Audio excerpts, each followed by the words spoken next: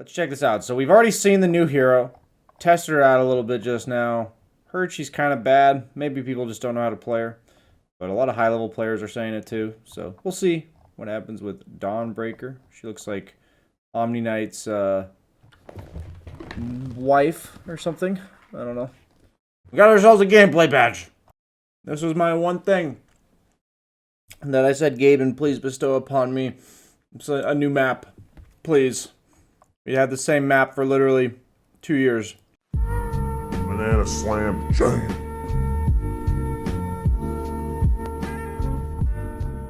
So I thought this presentation was really cool of how to see it. Like, this is what we used to have. This is what we now have. We got, this is the old one. Now we got this one. So it looks like the small camp's here, big camp's there, and then there's another camp up there. So there's like no outpost there anymore. And then the outpost, so before it was this, and then now it's right in the middle, and there's a ward spot here. The camp's now up there. This is a big camp. There's a small, big, medium. So the ramp's like right next to the small camp. And the medium camp is much more accessible. So I think my biggest thing I'm seeing already is that rotating for the third camp is much easier on both sides, it looks like. Like if you're a carry and you're trying to farm the bottom half of the map as Radiant safe lane, you used to have to travel like all the way, you know, over... You used to have to travel like all the way over here. You know, that's where it'd be. But now it's just right here. So it seems like it might be more efficient to be in your own safe lane for a little while, if you can. You know, I don't know how much everything's going to impact this, but it does look like it's closer. And same thing with this. You know, instead of the camp being all the way over here, it's just right here. So it adds up when you're rotating between like camp and lane, camp and lane, camp and lane. This is especially beneficial to heroes that can jump over the cliff, I would say. Any hero with a long-range nuke can stack both of these at the same time as well. Anything that... I don't even say it has to be long-range. Anything that can hit this camp. So that's relevant, I'd say. Okay. There's now a ward spot right on top of Roche. Why no Radiant Triangle? Is it the exact same or something? So this spot is gone. Is literally all this is saying. So the terrain's pretty much the same with some trees replacing this. Okay. I actually haven't seen this yet. And then this dire spot's gone as well. Yeah, those spots were pretty commonly warded, I would say. They were pretty much always warded. Radiant top tier 2.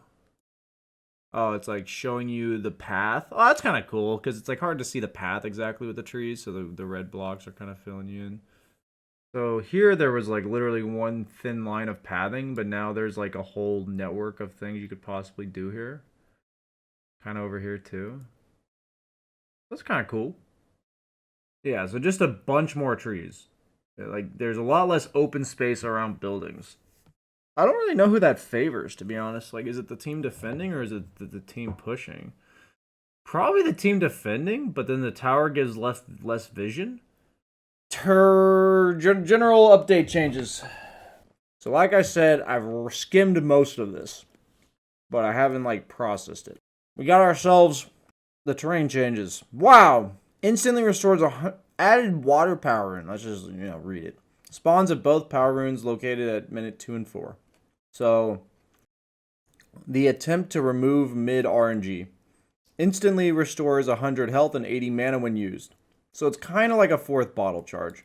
But it's, instead of being a bottle charge, it's like a mango fairy fire. So, that's what I thought about when I saw it. And it fills the bottle. So yeah, refills your bottle, gives you these things.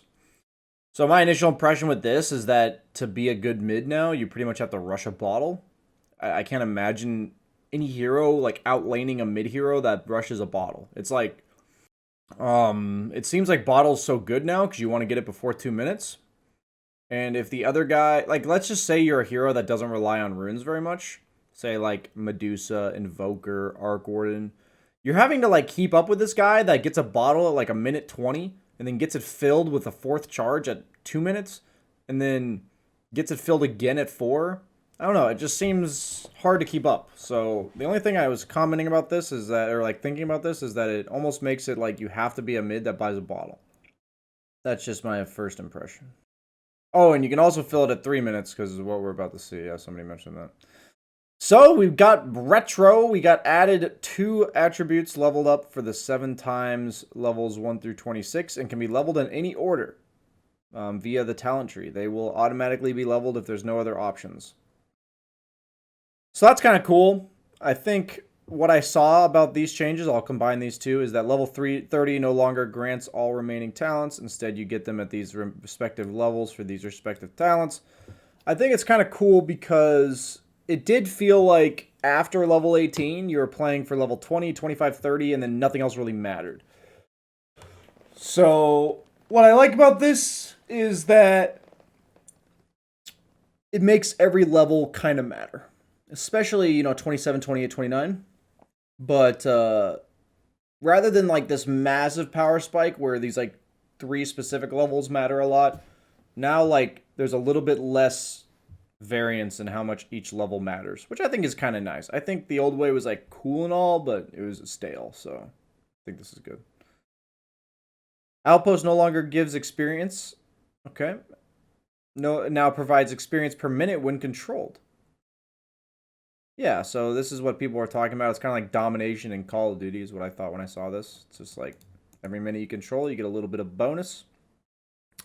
So it looks like the bonus is less, but it's consistent. So it's like instead of getting a burst of experience at minute 10, you're getting, this much experience per minute throughout the course of the game. So that's kind of weird. It's like, you're 1 minute into the game, you just suddenly have 2 bonus experience. I can't actually fathom whether or not this will affect, like, denies and stuff, meaning, like, last patch, if you got 1 deny in the first wave, you wouldn't get level 2, but, like, does any of this change that? I don't think so. Doesn't seem like it's enough, but it's kind of cool. Every hero will get, like, level 6 a bit earlier, because, like, assuming you're not a support. Nobody cares about you guys supports. But like you'll just have like an extra 40 experience in here, which I can tell you there's plenty of games I've played where you just like die right before level 6, so this could matter. Bounty runes after the initial set are reduced by 10%, so bounty runes are just not as impactful. They no longer spawn in the river. The amount of these runes gave is now provided automatically over time through GPM. Okay.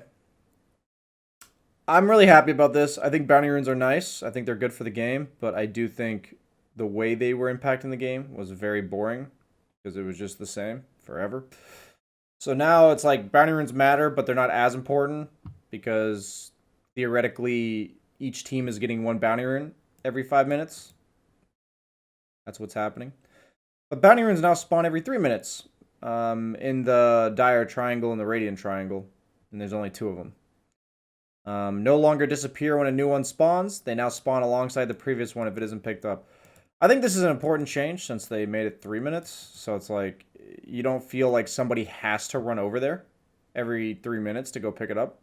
You can just pick it up when it's convenient, and it'll be based on like whether or not the enemy team's going to invade it or not. That kind of thing. It's preventing forced movement on the map, which I think is like, it's good to have options, but it's not good to be forced to do things. At minute 0, bounty runes spawn in the jungle and at the power rune locations. Okay. Various cast ranges and movement speed talents have been replaced or toned down. So I saw this change. I read a lot of the change. I read through all the changes and I got like the general idea of what this meant later. But just to be clear, what I noticed in this entire patch is movement speed limit is like not really breakable by anyone. And maybe Bloodseekers still can. But they pretty much removed that entire mechanic. Like they removed this idea that heroes are allowed to zip zoop around at like 1,000 move speed or like 800 move speed. And then they also made it so most cast range talents were either removed or significantly nerfed. And they also removed, or they nerfed the cast range on a lot of long-range gap closing abilities. It was pretty much all gap closing abilities. So what I noticed is that this entire thing is really good for position-based people.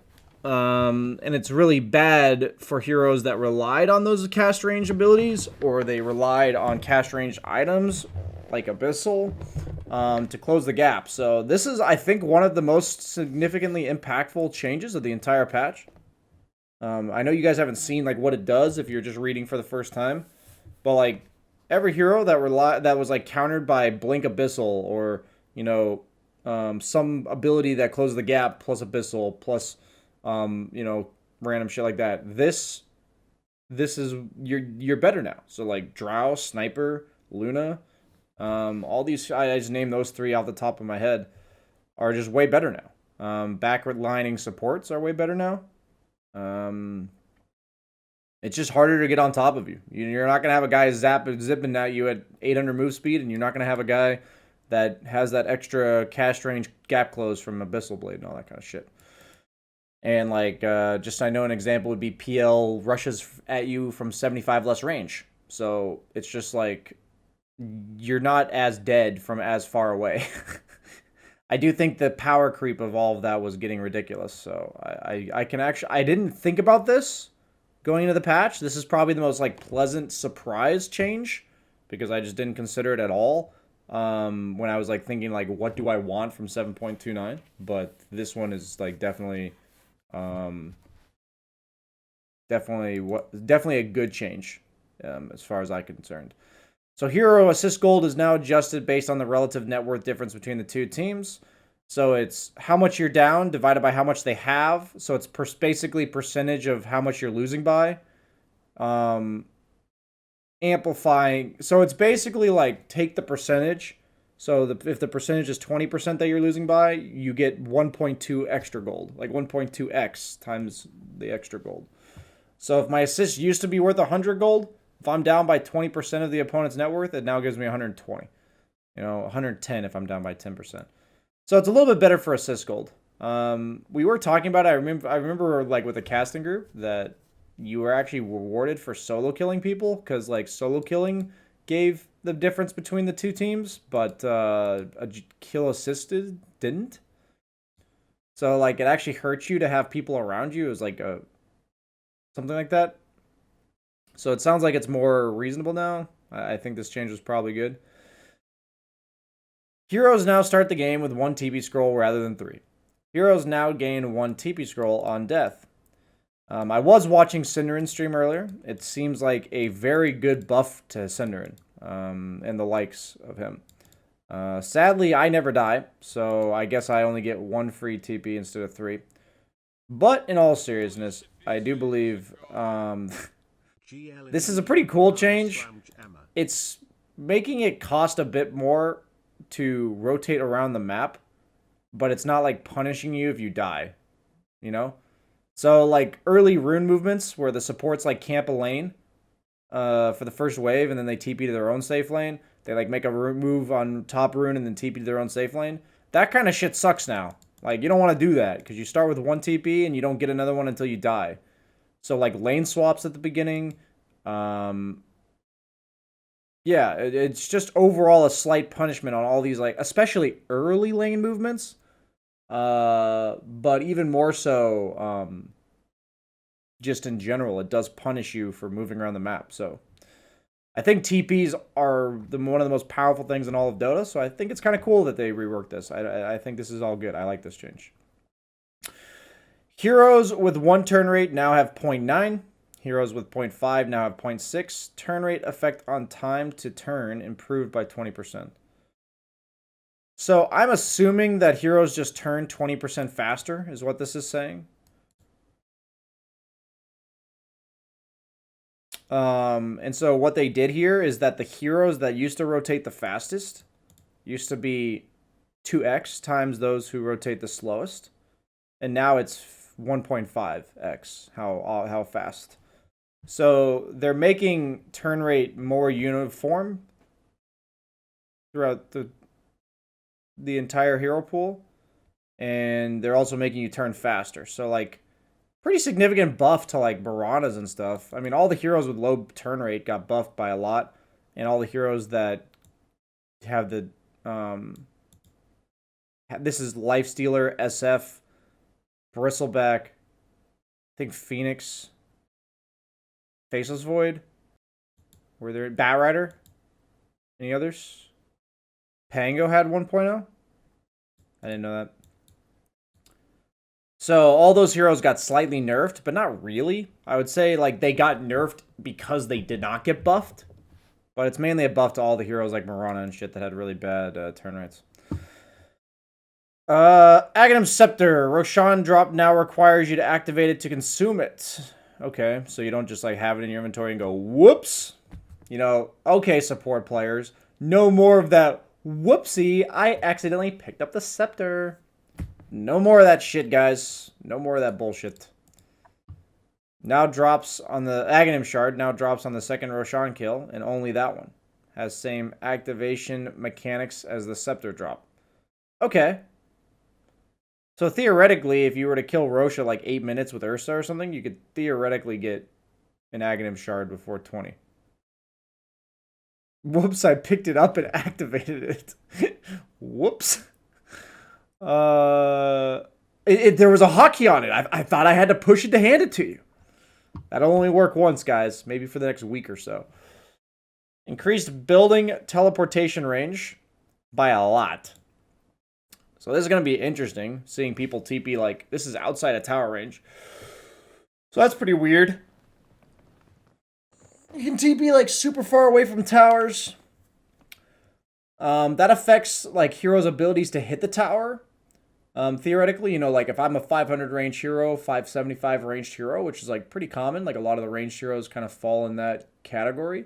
If they TP on top of me, they can actually, like they used to be able to TP on top of me, but now they can TP 200 units behind me, which matters a lot if you think about like casually hitting buildings by yourself. It's like, I mean, it matters when you're sieging with your team too, but it mainly matters when you're like early game sieging and you're like trying to force a reaction, but you don't want to die, like you don't want to actually commit, and then somebody TPs behind you and now you're just dead. So that's actually, I think this is a pretty impactful change. I don't think it's one that will be understood fully for a while, but it affects the limits of what you can do when it comes to tower pushing. Channel time reduced from 6 to 5. Let me go get my monster. Okay, we already talked about this. The vision is reduced pretty drastically. This is half as much. So BSJ, 700 divided by 2 is 350. That's not half. That's more like 70.14 repeating BSJ. No, so the way it works, guys, is it's a radius. So it's 7 squared is 49, 5 squared is 25. So it's about twice as much. BSJ, it's actually 1.96. Okay, shut the fuck up. Okay.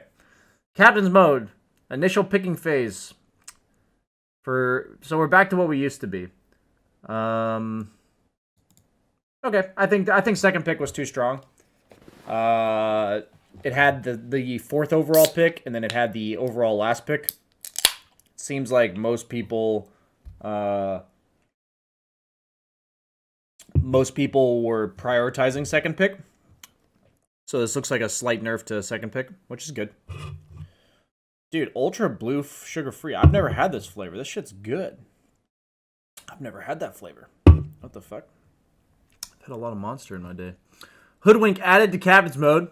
Don't worry, guys. My prediction was exactly true. I'm like, they're just going to nerf Hoodwink a bunch, and then they're going to put her in Captain's mode. So stay tuned for Hoodwink nerfs. Couriers no longer have vision when inside Roche Pit. Thank you. Thank you. Thank you. God, that shit was dumb. Wards can now be denied from full health by any allied player if the ward is placed in a spawn box camp box. Thank you. Thank you. Thank you. Ancient neutral creeps armor increased by 1, except for the golems. A lot of hate for the golems.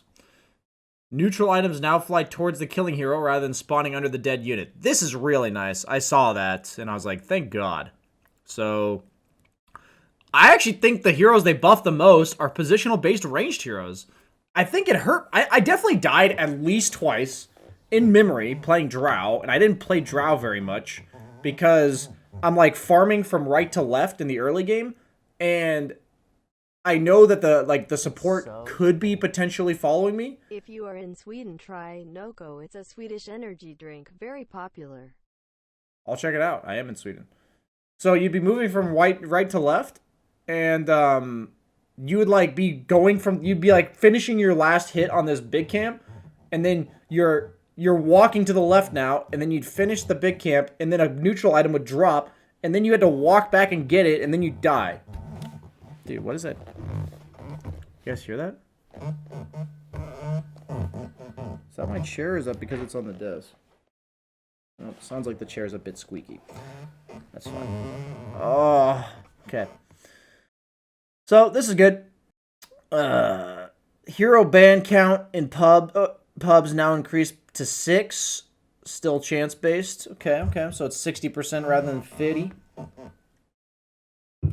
This will actually increase the diversity of high-level pubs a lot, because there tends to be like 10 to 15 heroes that are in every game of every patch. So now you like are forcing another hero that's not in that pool. So that's kind of cool. That actually adds a lot, I think. Buyback is slightly cheaper. That's a Cinder and Nerf, I believe. We were talking about that earlier, with the TP scroll deaths and everything. Like this is the nerf to this is a buff to the people with high net worth. So buff to me, nerf to Cinderin. Courier respawn time reduced from 60 to 7 times level to 60 plus 6 times level. Okay. So I did think couriers were dead for like way too long. Oh, it's increased by 6. Wait, what? So it's 11? How does that work? So if you nominate, it's still 50%, but it's like they use that rule that you nominate heroes that are based on like which ones get banned the most. Oh, I misread this. Holy shit, that's so much. 16 team? I thought it was 5. Oh, it was 5 heroes got nominated by chance, and then 5 heroes got nominated based on like pick rates or something. And so then there's now 6 more. Oh, wow. Okay, I apologize. I misread this. Yeah, that's cool. That's a lot of more fucking bans. It's 60% more bans. I was thinking it went from 5 to 6 for some reason, but I'm just high. Sorry, guys. We'll blame the jet lag. Backdoor protection increased, from 40 to 50%. So quick maths, guys. If you did 100 damage, you used to do 60 damage, and now you do 50. So it actually got reduced by 16%, how much damage you do. Just to be clear. So it's actually significantly harder to kill buildings now from backdoor. You have to do an extra 16% damage to counteract it. So it's kind of cool. Or is it 25%? No, it'd be 20%? Yeah, it'd be 20%. You have to do extra 20% damage to counteract what you were doing before. It's a lot. Quick maths. Hero to hero item transfer range from 150 to 300. So that's drastically higher. High quality of life there. It's like always annoying when your hero would like keep following the guy trying to give him an item. Tree respawn interval reduced from 5 to 3 minutes. It affects the laning stage predominantly, I think. Heroes that get countered by cutting all the trees. I think that actually matters in the laning stage for like Treant and shit. So they took a bunch of abilities and said you either no longer cancel tree or you no longer kill trees. So, or they like kill less trees. So you guys can like read these. Basically, they realize global warming is becoming a real problem, and deforestation is a key contributor. So Valve has decided to remind us of that, and I appreciate that. Implications of this, TBD. Item updates. Tango. Shared tangos now expire after 40 seconds. Tango pooling has been removed from the strategy phase UI. So what I'm now understanding is if I play mid, the 5 position has to sit behind me outside of experience range, feeding me tangos. How long does a tango last? 12 seconds? 16 seconds. So they have to be there every 16 seconds. So maybe they can fit a stack in there. Maybe. Like, they could maybe stack something, but that's your life now, Fives. Just letting you know. Maybe you TP bottom real quick to fill mine, if I'm a carry. Or to give me a couple tangos. You get that extra passive gold from the bounties that aren't there anymore. Time to feed some more tangos, guys. As of now, I saw that on Cinderin stream that we were all under the impression, I was under the same impression, that, like, you could only share one tango every 40 seconds because it also expires. But as of now, you can kind of just chain feed your carry tangos. So, all seriousness, as of that, that's a problem. I think you can just, like, now I'm just like, bitch, buy me more tangos. You know, keep feeding me tangos. I'm not buying any tangos, you know, which I don't think is good. I think at the highest level, that's the optimal way to play. I think injecting as much net worth into your carry in the early game as possible is the best way to play. Like, I don't think it's debatable, really. Because the earlier your carry doesn't need you anymore, maybe the earlier you can take over the lane. It usually is just more efficient to give a carry that extra 200 net worth at the start than it is support. So I think they should change this in a way that you can't just continuously feed tangos. Like, I like what they did with this, but there needs to be a longer cooldown on the ability to use the shared tangos. They removed it, so maybe add it back, but keep this, you know, whatever. Necronomicon, you will not be missed. You will not be missed. Every single patch you've been good, everyone hates you. Every single patch you've been bad, nobody buys you. Bye. See you. Nobody's gonna miss you. Maybe that one guy in chat.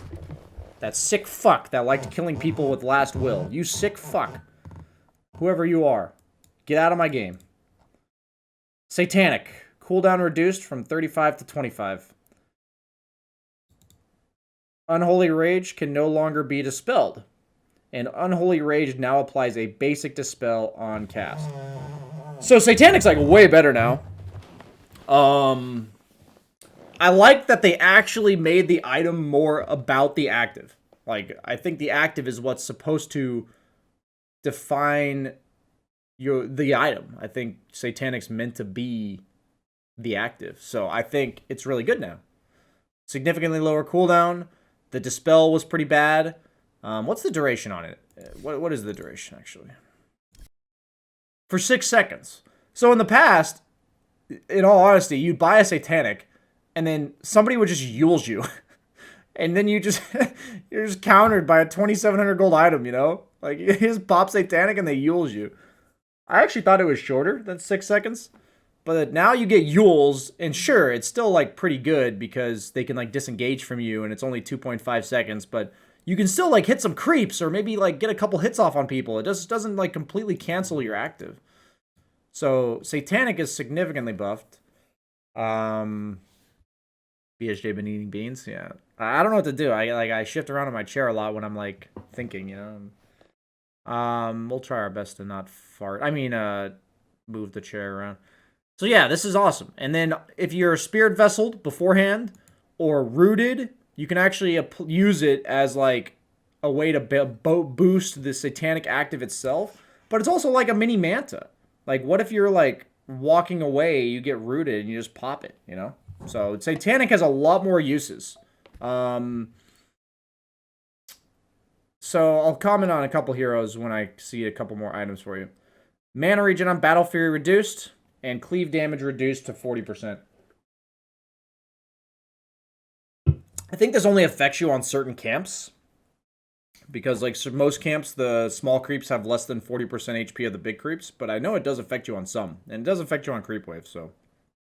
Battle Fury got nerfed. I think that's fine. I think it needed to be nerfed. It was bought a lot last patch. Meteor Hammer, stun duration reduced. Okay. And building damage increased. So more of a building damage item is what they're going for.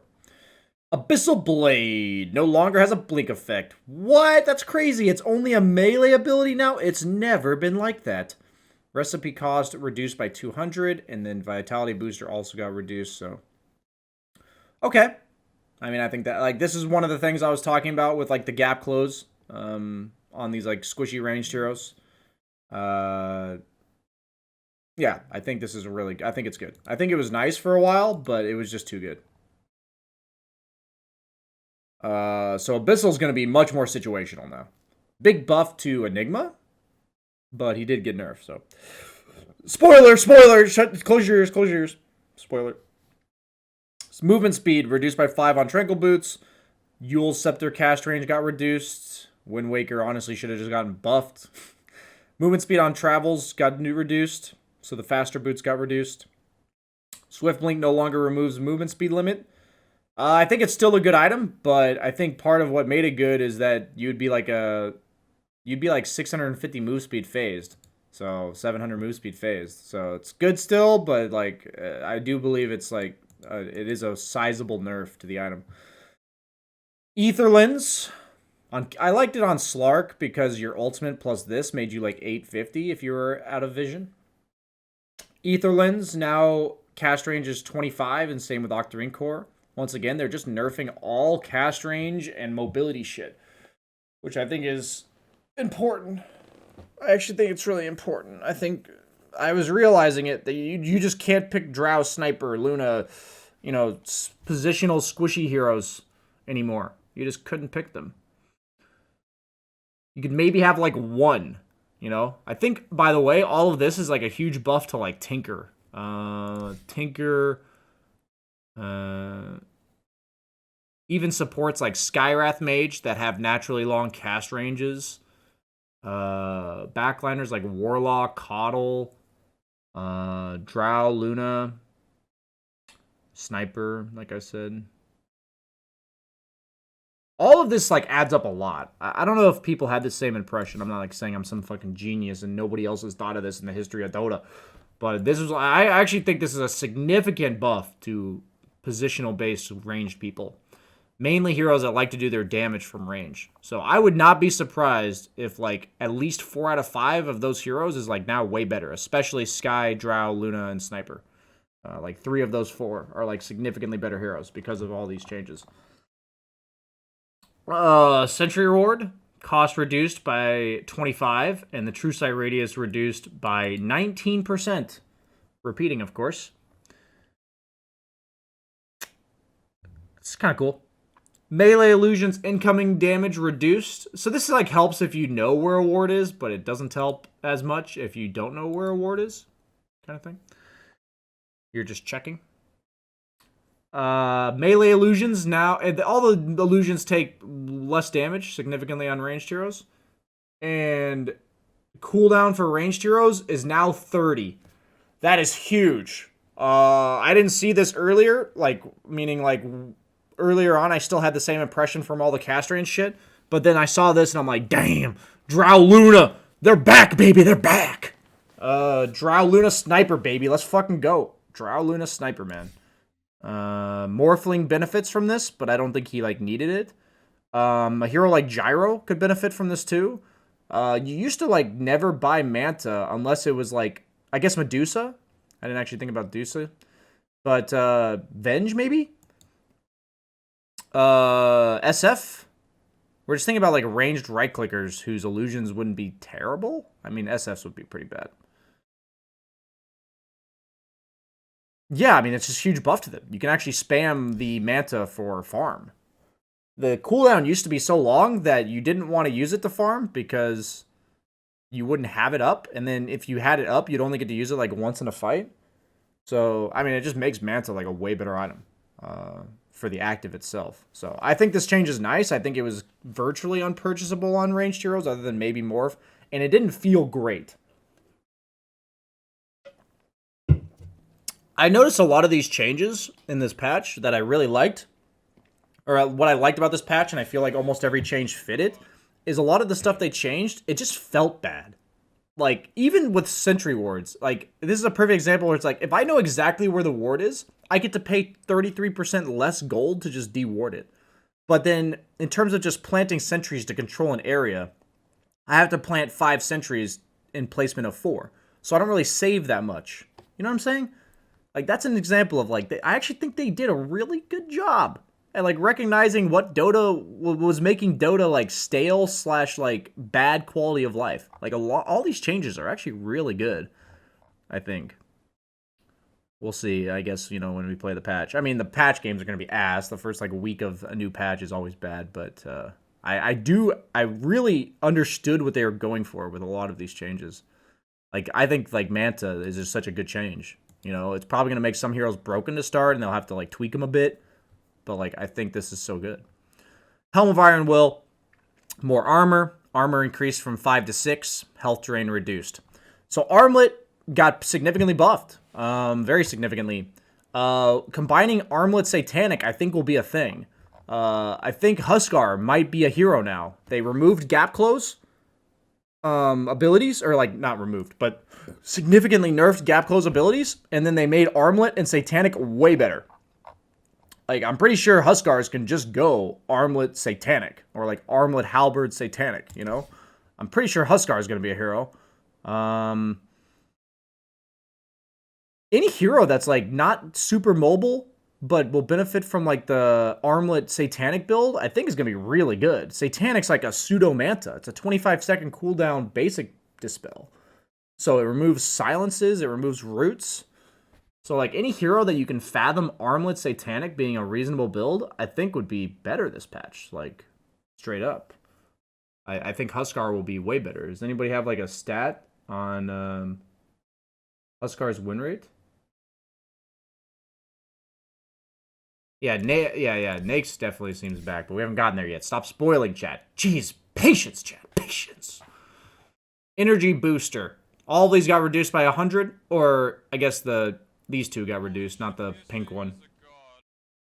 Shout out to John and Sam, we all super value. It's up 8%.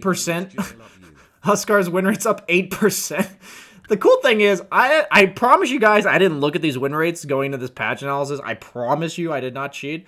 So, like, it's kind of cool to have traveled during the patch. So I have, like, a day between the patch coming out and my analysis. And, like, I have these, like, preemptive notion, like, you know, ideas of how it'll affect things. And I get to hear them during the patch analysis, which is kind of cool. It's something I've never done, because why would I ever wait a day to analyze a patch?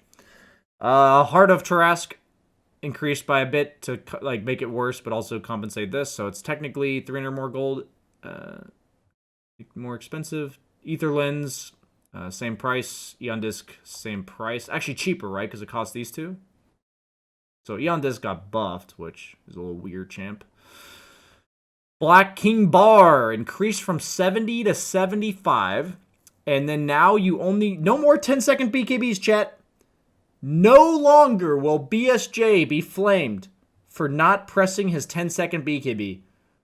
That's all Jenkins has had going for him. Jenkins has been flaming me for not pressing my 10-second BKB. Every time I insult him, his retort is something along the lines of, BSJ, remember that time you forgot to press your 10-second BKB and you've lost? And I'll say, never again, Jenkins. Never again will I forget to press my 10-second BKB. So what this does is it makes earlier BKBs kind of like not as powerful, but it doesn't punish you as much for buying it early. Because the lowest duration you can get is now 6 instead of 5. So this has like pretty significant implications, but like exactly like how often the item's going to get bought and stuff, I think it's still going to get bought a lot. I think it's still a very good item. If anything, this buffs early game BKBs.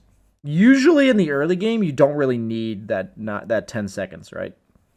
It's mainly like the reason why you delayed your BKB was to get that late game 10-second BKB. You know, you got that 40-minute 10-second BKB where you can just control an entire team fight because you're invincible forever. If anything, I think my prediction is that people will buy more BKBs early, if anything, because of the way the 6 and the 5 and all that kind of stuff and the numbers and the things on the screen. Clarity, duration reduced from 30 to 25, so nerfed, okay? Nerfed by 16% repeating, 16.66 repeating. Bottle cost increased by 50, and health and mana got reduced by 10 respectively. So pretty significant mana nerf. I think this mainly affects int heroes. Like, I think strength and stuff heroes mid won't matter as much. I mean, it obviously matters, but it won't matter as much. But we talked about how bottle now gets refilled by a bounty every 3 minutes, potentially. So you'll have more backup options, but then also the water runes. So I think it makes sense. They had to nerf bottle. Like, there's no way you leave bottle as is with like the way they put runes and stuff. So I think it's still going to be rushed on a lot of heroes, like I said earlier. I knew this was when I commented to you guys, like obviously since I'd skimmed the notes, but I still think bottle's like very strong. They didn't change like bottle filling or anything. I just got to get my support to feed. He gets a free TP now. So kind of crappa, but not crappa. I know this sounds weird, but I think it's going to be a buff to like offlaners that promote death. BSJ, what do you mean by promote death? That sounds morbid AF, BSJ. Just an example would be Darkseer. A lot of Darkseer lanes, it's all about like all-inning people and then trading. You know, like the darks, like you know, your Ion Shell, you're tiny, and he runs in and kills the enemy 5 or the enemy carry, but then dies because he's been point blank range this entire time, dying himself. So heroes like Darkseer that force like all-in engagements and die, I think the TP change plus the bottle change will actually make them better. So, just kind of spitballing and theory crafting, but I do believe that is the case. So now provides an extra 0.5 to the holder, so a slight buff to the item. Kind of significant, I guess, because it's a pretty cheap item. Mana regen, aura reduced, but it now provides extra mana regen to the holder. So they're trying to make it less of a support item, more of a core item, something like that. Buckler now provides an extra armor to the holder, and then now matches the same price. Okay. Less of an aura item, more of a... So they're making the aura items a bit greedier again. I think them being purely as good for your teammates as they are for you was kind of a cool concept, but it definitely backfired. It just made supports like have to buy these items, and cores never wanted to buy these items. So I think this is kind of neat, heading in the right direction there. Pipe of Insight. Okay. Okay. Okay. Okay. Okay. Not much to say about those. Slight buffs to all the aura items. We talked about all those being pretty bad. Ring of Regen replaced by Fluffy Hat. 150 health instead of regen. Recipe reduced by 50. Overall cost increased by 25. My only comment on this, for the sake of lore, where do you put the freaking hat, man? You definitely could fit a ring in there, like just around the staff itself. But you're telling me that I am taking a hat and a staff and I'm making this. I don't believe you. I don't believe you. You're not selling me. You are not selling me. I don't know where you put the hat. Doesn't make any sense. Okay, Hurricane Pike also gets 200 health and more intelligence. Okay. Diffusal Blade. Mana break damage is now 100%. So there's 40 mana break with Diffusal. So it's an extra 8 damage. Which is relevant for a 3k gold item. 8 damage. Mana break on melee illusions reduced from 16 to 12. I believe melee or ranged ones are 8, if I am not mistaken. Yes. So they did a couple things to this item, right? So they made it the mana burn damage more. So with 80% of 16, it's approximately 13.467 repeating. I actually didn't do the math, but it's approximately like 13. So 13 or 14. So you lost a little bit of damage on heroes like PL or, you know, any melee hero that goes Manta Diffusal. But you lost mana burn and you lost a bit of damage. But to every other circumstance, it's better. So if you're a hero like Slark, who doesn't buy Manta but buys the Diffusal, if you're a hero like Ricky, if you're a hero like any ranged hero, really, any hero that's not a melee illusion hero benefits a lot from Diffusal Blades. So they kind of gave like a up yours to to PL a bit, but then they also buffed agility by 4 and intelligence by 2. So I will say, last patch, for the most part, it was a PL item. I very rarely saw Diffusal Blade other than PL. Yeah, you'd see it every now and then, but very rarely. So I think what they are realizing is the item didn't really have a place for like everyone else in the game. And so what I like about this is they actually made the item less about the mana burn and more about just being an overall decent item. So like PL is not nearly as annoying, and any hero that burns your mana doesn't burn any extra mana. Like they didn't buff the item by giving it more mana burn. Nobody likes that shit. I think there needs to be an item in the game that burns mana. I think there has to be, for the sake of balancing the bristlebacks against Gyro matchups in TI. But like, I don't want that mechanic to be like the core concept of the item. You know, you don't want, like, just like we removed Necrobook because that item was not good quality of life. You know, we don't want that to be the core quality of Diffusal Blade, you know? So I like this. This is good. I think it buffs heroes like Slark a lot. Heroes that theoretically would love to rush a Diffusal. I saw Kezu trying it on Marana. I think early Diffusal will be way better. Like, I almost want to try, like, Troll Diffusal or, like, Ursa Diffusal or, you know, Slark, Faceless Void. I'm not saying it's good. It's just significantly better than it used to be. It's more damage and more agility, so. It's effectively 12 more damage on any target with mana. It's 12 more damage and 4 more attack speed. I mean, it's a lot for the same cost. Okay. So they reworked Solar Crest a lot. So they made it that it's 1,150 gold cheaper, and it's a crown instead of an ultimate orb. So you get less bonuses, but it's cheaper. I think that's cool. I'm down with it. It's a cheaper item, but less bonuses. I'm down for that. I'm down. I'm fine with this rework here. Or like tweak. Vanguard, block chance, Bissell block chance. So it's 20% more block, guys. Like, it's a lot. Meaning, like, you used to not block 50% of attacks. Now you don't block 40% of attacks. So early Vanguard's really good. You're taking 20% less damage, because at that stage in the game, Vanguard blocks almost all of the right-click damage, right? If you're against any support, against any carry who doesn't have, like, a passive like Ursa or something, you're blocking most of the damage. So heroes that rush Vanguard are 20% tankier to right-clicks, which is a lot in the early game. So Bristleback, Axe, come to mind. Matters. Absolutely matters in the early game. More so early than late. Slippers of Agility. Okay, all these got reduced by 5. Bracer, slightly buffed. Dude, Huskar's broken for sure, dude. I mean, people told me 8% boost to his win rate, but just like every item this hero could ever buy just got buffed.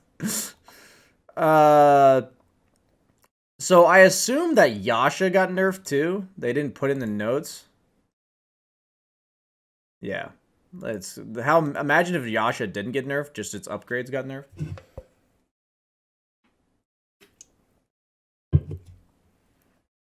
Little bit of you know, in discontinuity here. They literally put Kaya before these two, but they didn't put Yasha before these two. The guy who put these notes out had one job, and now he's fired. A lot of regen amp increased. I don't know exactly how much this matters.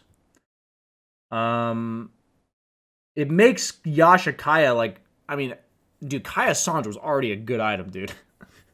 I mean, Sanj in general, like, wait, why is the Yasha nerfed? You know, I actually don't understand. Why is the Yasha nerfed? I feel like out of all three of the Sanj, Kaya, Yasha shit, Sanj was by far the best. And I still believe that. Like, Sanj was so good. How is Yasha the one that got nerfed? Yes, Yasha was always 12. But how did the components that use Yasha get nerfed? Like, how was it not the Sanj that got nerfed?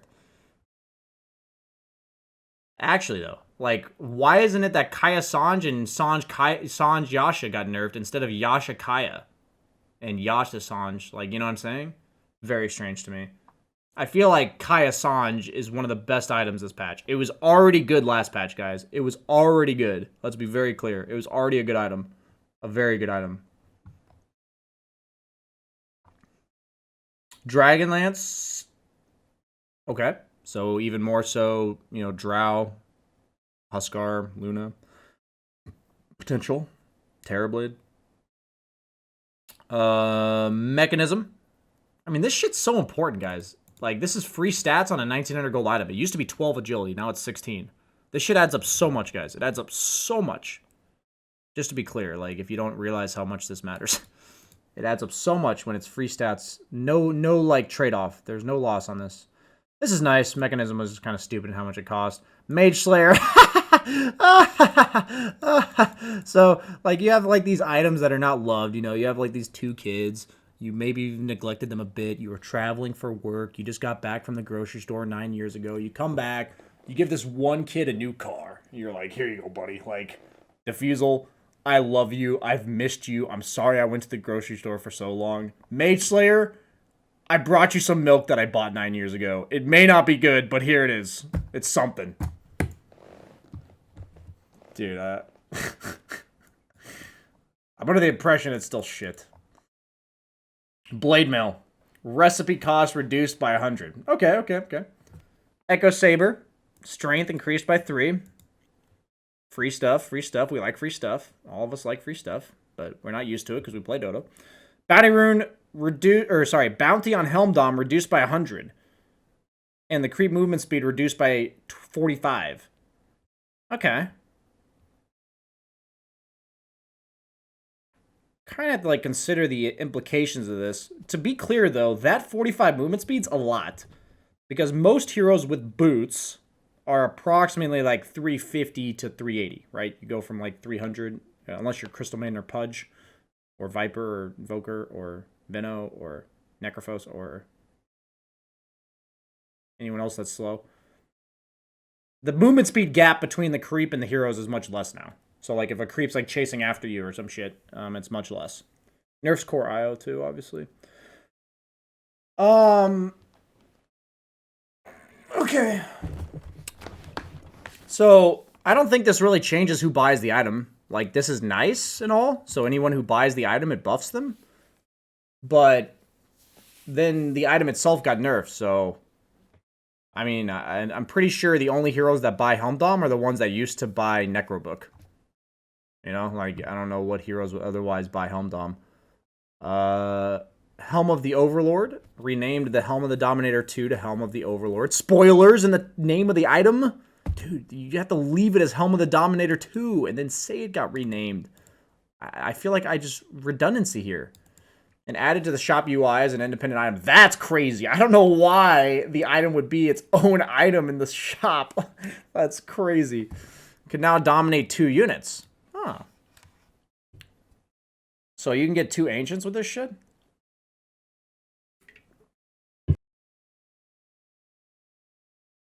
So you know how we abbreviate Helm Dom? Is it Helm Over? Is that like what we're going to call it? Helm Over? Helm Over? Helm Lord? What are we going to call it? I have to think about that one. The implications are serious. This sounds pretty broken if the hero wants it, so I can't imagine like an early Helm Over on Lycan. Sounds pretty scary. What's the cost on this shit?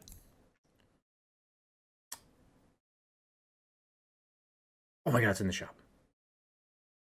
6,000. Okay. Not as scary as I originally thought. Necrobook 3 costs what in comparison? Necrobook 3... Where is Necrobook 3? Haha! Keck W, it's fucking gone. See ya, nerds. I think it was like 4,500. So it's a little bit later, theoretically, if you're like rushing the Helm Over instead of the Necrobook 3. Okay. Shadowblade cooldown reduced by 3. Silverette. I mean, that's actually relevant. Just because I think the duration's 12? Is it 12 or 16? I actually don't remember. 14. I mean, I averaged it. It's right in the middle, dude. So the downtime went from 14 to 11. That actually matters. I usually think of these items as like downtime dependent rather than cooldown. So 3 seconds, it's actually 3 seconds out of 14, which is a lot. Mana regen increased by 4. Intelligence bonus increased from 10 to 15. I think the biggest buff to Silver Edge is the nerf to movement speed cap and Swift Blink. Just because, like, when there was movement speed cap removed and Swift Blink, there were just better ways to get on top of people. With consent, of course. But there were just better ways to do it. So now, like, Silver Edge it seems like a competitor. It seems like an option. Last patch, it didn't really seem like an option. So now it is. Divine Rapier no longer provides True Strike. But it's now 350 damage. The one thing I used to hate about Divine Rapier was that if you were winning by a large margin, you could never buy Butterfly. I know that sounds like a weird thing to say, but it's like, you can't buy Evasion when you knew the only way the opponent team could win was to buy a Rapier. It was just weird. It was like this weird feeling where it's like, I can't go Butterfly in a one game because then they buy Rapier and I'm countered. So I do believe the True Strike thing is important to remove. I think it was too good. I honestly think they should give it like 50% True Strike. You know, they should have left it like somewhere in the middle. It's definitely significantly worse. They buffed MKB by proxy. They also buffed Mjolnir and PA and Butterfly by proxy. So they did make Monkey King Bar a bit better. Not really. Probably still a bad item. But they gave it a purpose. Because there's no longer True Strike on Divine Rapier, similar to Silver Edge, it's kind of like gap closing wise, there were just better items. You had Abyssal Blade, you had Swift Blink, you had heroes that just move at 800 move speed. So Silver Edge wasn't an option. In the past, you just had Rapier, so why would you ever go MKB based on how bad it was? So they've made True Strike a mechanic that you actually have to purchase to go out of your way to buy. Like, you don't just get all of it in one. I don't mind it. It's like, kind of have to see how it plays out, you know? Mjolnir. Chain lightning damage increased from 170 to 180. Static charge damage increased by 25. Cool. So a little buffs there. Let's see how long it took for chat to get triggered by me saying Mjolnir. Oh, there's only like 2 people that commented on it. I'm proud of you guys. Yeah, so Mjolnir got buffed a little bit. Soul Ring. Recipe reduced by 50. Okay. Bonus damage reduced by 1. Dude, Quelling Blade. Dude, predictions. Patch 8.5. You know, let's assume that's like 20 patches down the road. Quelling Blade now costs 40 gold and it chops trees. I've already predicted it. Costs 40 gold and it chops trees. That's the entire item. It's the entire item, guys. Hear me out. It's going to be 2024. Kanye West is president. And Quelling Blade only chops trees. Clip it, ship it. We got 3 years to have that happen. Witchblade. Poison attack now has True Strike. Dude, I don't understand why they buffed this item, dude. I don't understand why they buffed. I don't understand, dude, why they buffed this item, dude. This item was already good. Like, it was so weird. They can just go ahead and revert that tomorrow, please. Or I guess 2 days from now or something. I don't know. Cooldown reduced by 3 on Shiva's Guard. This is actually a pretty significant nerf to, like, PA, I would say. It actually is. Shiva's Guard, cooldown reduced from 30 to 27. Okay, cooldown reduced by 3 on Shiva's. Dude, I thought Shiva's was pretty good already, too. Weird. Urn of Shadows, 0.1. Yikes. Cooldown on Scythe by 2. Yeah, that item was pretty underpurchased. I mean, the thing is, Scythe, and we talk about this, right? Every patch, or like there's items in the game, right? You have Sanj and Yasha Manta. You have Heart of Tarask Satanic. And you have Sheepstick and Abyssal Blade, right? There's just items in the game that usually they do about the same thing, but like one of them is just drastically better. It's like last patch, it was hard over satanic. The previous patch, it was satanic over hard. And now I think it's back to satanic over hard on a lot of heroes. And it's like, it was Abyssal Blade over Sheep for like the last like year and a half ever since Abyssal Blade gap closed. But now Sheep is probably just better. Like, it's probably just better. You know what I mean? So I think they're just, like, Sheep is probably going to be bought way more often than Abyssal Blade now. Even on hero, like, heroes, the thing is you have to be like BSJ. I'm never buying Sheep on Ursa. It's like, well, okay, I understand that. But the heroes that don't need to buy an Abyssal and are fine to buy a Sheep are just going to be better. You know? Talisman of Evasion, reduced by 100. Okay. Cast range by 200 and cooldown. Wow. They gave Veil a lot of love. This item's probably going to get bought a lot. They made it more mana regen. They made it better stuff. Passive regeneration charge time reduced from 15 to 10. Significant. It's 6 charges a minute instead of 4. It's a lot. Minimum damage threshold from 50 to 75. Is that a buff? I guess so. That's a buff. Okay. How often does that matter? You know, like how many nukes are between 50 to 75? Maybe some damage over times, like Quap Dagger, Gale, stuff like that. Cooldown on Wind Waker reduced by 5. Okay, that item needed some love. Dagon is higher cast range, so they actually nerfed all the other cast ranges, but they buffed this cast range by 100. But then they reduced the recipe cost by 50. So Dagon 5, 250 gold cheaper. Pog. I mean, they're giving some love to the right items, I guess. Projectile speed, faster. Gleipnir, faster. Recipe cost reduced. Mango can now be sold. Poggies. We can sell our mangoes.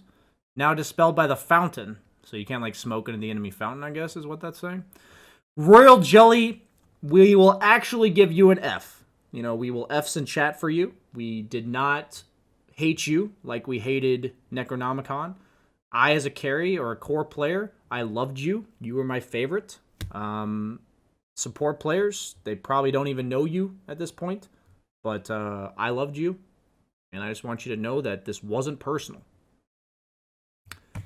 And I mean, it's kind of annoying when the opponent got one and I didn't.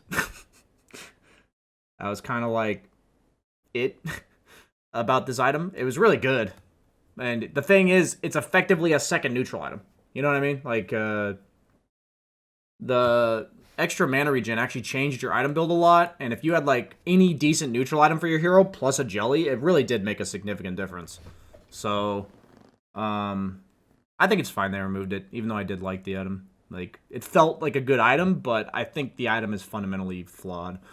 Broom Handle, 2 more damage. Ocean Heart, okay. Chipped Vest getting some serious love. Mainly noting the damage against creeps used to be 14 when it came out.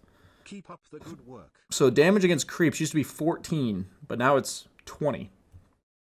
14, carry the 6, that's 3 out of 7, 42%. That's 42% extra damage. That's a lot. And the health regen on top of it. Trusty Shovel now drops mangoes instead of teepees. Okay. I think that's nice. Makes it more of a core item, right? Like cores... I don't know, actually. I don't know who this makes it more of, but mangoes are nice. I'm fine with that. I think this is better. The fact that you get salves, but you can't get mangoes is kind of weird. Imclaw buffed again. Dude, I feel like this item is not that bad. I don't know why they keep buffing it. GPM on Philosopher's Stone by 10. I guess this is like because everyone else gets passive GPM. That's probably why they did this. Because of like the bounty rune change and everything. Pupil's Gift rebuffed back to 14. Cool. Grove Bow buffed. Let's just make all these ranged right clickers even better. Ice Frog. It adds up, Ice Frog. This is like 7 things now. Manta. The cast range stuff. The gap close stuff. The Manta. There's more, I swear. There's like 7 things. Bullwhip, movement speed change. Okay, cooldown and mana reduced. Okay, so they nerfed it a bit, it seems like. So the attack speed is actually more when you have an ability on cooldown, but the movement speed is less. So really all they did was just like scale back the movement speed shit and everything. Everything. They're like, people are a little too fast. This isn't Sonic the Hedgehog. This is like Diddy Kong Racing. Let's scale it back a little bit here. Mindbreaker. Okay. Pretty significant buff to the item. Lower cooldown, longer duration. Guess that's okay. The item was pretty underwhelming, to be fair. Intelligence bonus and 16%. Wow. Elven Tunic also got slowed down. Spider Legs also got slowed down. Paladin Sword also works on spell lifesteal. Even another reason that we love Huskar. Even another reason. Oh, imagine an armlet satanic Paladin Sword Huskar. Yikes. Dude, that's scary, man. That's actually scary. Imagine Gyro. Gyro, Luna, Huskar. That's about all I got for now, but that's pretty significant on those 3 heroes. I think they overbuffed Huskar, guys. I'm just letting you know. I think they're gonna have to scale him back. They didn't buff Huskar himself that much, but they buffed like literally everything the hero does. So that's pretty crazy. Attack and cast range reduced by 10. So every cast range thing in the entire game got nerfed. Illusion bonus. These are all really good changes. Like, this is kind of, like, unnecessary. This is, like, insane that it ever gave that much. Flicker goes in a random forward direction with a random distance. So this is better. You're not going to, like, it's not going to decide whether or not you die. You know, the variance is much less. So that's kind of cool. Dong Breaker seems like a meme. I've heard she's bad. I haven't gotten to play yet. So I'll assume she's bad. She looks underwhelming. But maybe people are underutilizing her. Could be like Snapfire, right? Remember what happened with Snapfire when she came out? She was like really bad, supposedly. Like she had a really low win rate.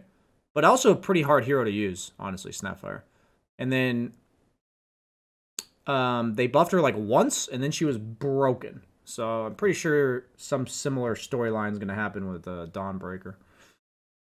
Leveler, okay. A little bit of different things here. Movement speed reduced by 5, agility increased by 4, so a lot less movement speed in this patch, like I said.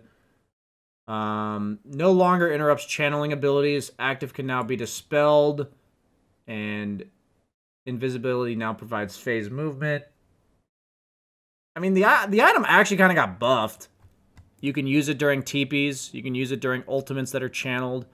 But you can. I think the changes are good. Like, why wouldn't this be dispellable? That kind of makes no sense. The 0.2 second fade. Like, why did it not have a fade time? You know, that made no sense. But now you're phased. So I think this is good. I like these changes. Not a huge, like, probably a slight nerf, I guess. Penta Edge Sword buffed. Ex Machina reduced by 5. I mean, these don't really freaking matter, dude. Now grants True Sight. Book of the Dead. Removed? Wait, no, it's not removed. Wow. Okay. Book of Shadows. Me and Fogged were actually talking about this on the plane fight home. Rip Fogged. He's literally on his way back to the US right now. Rip Fogged. Cooldown reduced from 15 to 8. I don't even know what this item fucking does, dude. I mean, I know it makes you like Willow or whatever, but that's it. 12 all attributes, night vision. So to be clear, I might as well tell you guys now since there's a decent amount of you here, and I just mentioned it. Sweden has a very specific rule that wasn't the case the DPC Season 1, but they've cracked down that your COVID negative test had to be taken less than 48 hours from landing. So you have to land in Sweden, and your COVID test has to be less than 48 hours old. So I took mine Thursday morning, and we landed Saturday morning, but it was New York time, so I was fine. Fog took his Wednesday night. But the problem is that a lot of places don't get you your results in 24 hours. So, like, for me, I got my results, like, 3 hours before my plane flight. So I was cutting it close, and I kind of chose to do that. I basically said to myself, I would rather be like not able to fly than get rejected in Sweden. That was literally what I thought to myself. I'm like, I would rather do that. Obviously, Fogged thought differently. I'm not flaming him. I'm not blaming him for what happened. It just sucks. So he literally got rejected because his COVID test was like 58 hours old instead of 48. To get into Sweden. So rip. That's what happened. So that's why he got rejected. It's just like hard because you're flying for 15 hours. Like we flew 9 hours and then 3 hours. So we flew for 12 hours plus layovers. And then you have to land within 48 hours. And you have to be able to get the test results back before your first flight. So you have like a combined 48 hours minus the 15 hours of travel. So you have 27 hours. Or sorry, terrible math. 33 hours to like get the test done and get results back and make sure it's there before your flight. You know, like, I don't know. Very small window, very hard. But hey, it's COVID, you know, what can you do? Okay, back to hero changes. Or starting hero changes. Landing stage buff. Okay. Shard buffed. I don't know what the numbers were before. I think they were more than half. So, I think this is like a slight buff. Slight nerf level 1, but like buff overall. Actually, I don't know if like the self-damage being less would be a buff, because you heal yourself during your ult. I don't actually know. Mana cost is increased. So they kind of nerfed Abaddon. It's like kind of buffs, kind of nerfed. Kind of buff, kind of nerf. Not sure. Okay. Okay. I mean, Abaddon was kind of in the wishy-washy area last patch. I think he could be good. Kind of hard to tell with him. Grievel's Greed was definitely the problem with Alk. I think the Battle Fury nerf plus this will make the hero at least not broken.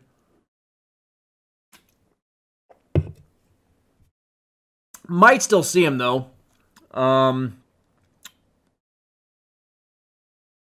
Would this hero buy an armlet? Probably not. I mean, like, we've seen in the past, but is that, like, how you want to play Alk? I don't know.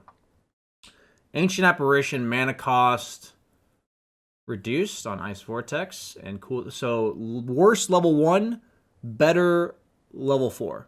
So, like, the whole 1-4-1 skill build is theoretically better. Scepter now reduces mana cost by 50%. That's pretty hype. I think that had to be done. I think Scepter was literally unpickable because you had to have, like, a fucking Bloodstone to use it. So, that's cool. I mean, is Core AA a thing? I don't know. Actually, you know what?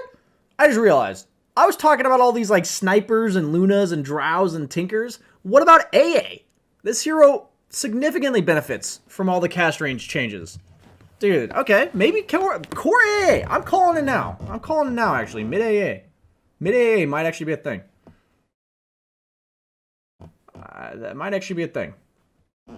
Reworked Shard upgrade. Core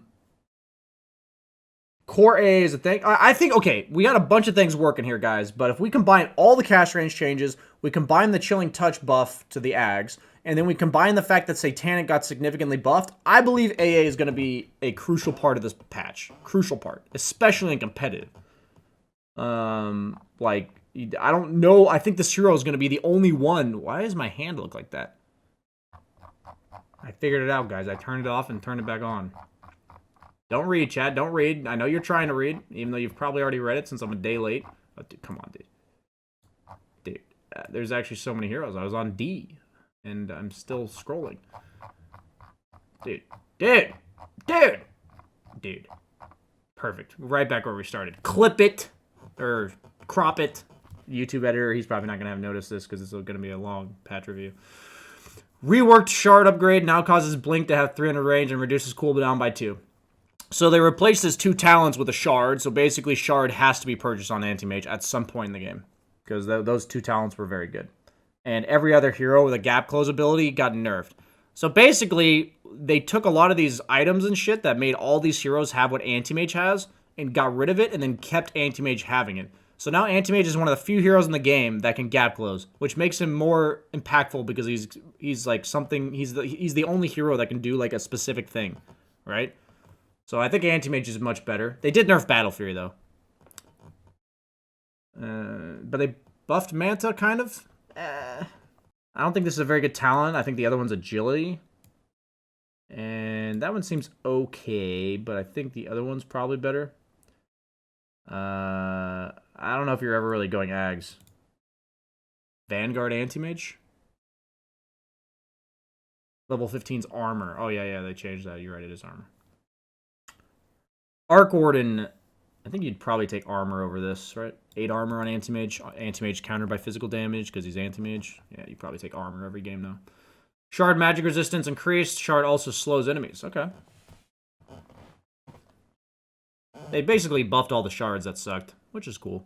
Attack point reduced, which is nice. Makes you have like a better animation, I think. Scepter upgrade cooldown reduced from 2 to 3. Dude, I don't even remember what this does. Doesn't it like battle hunger or something? Or lower armor?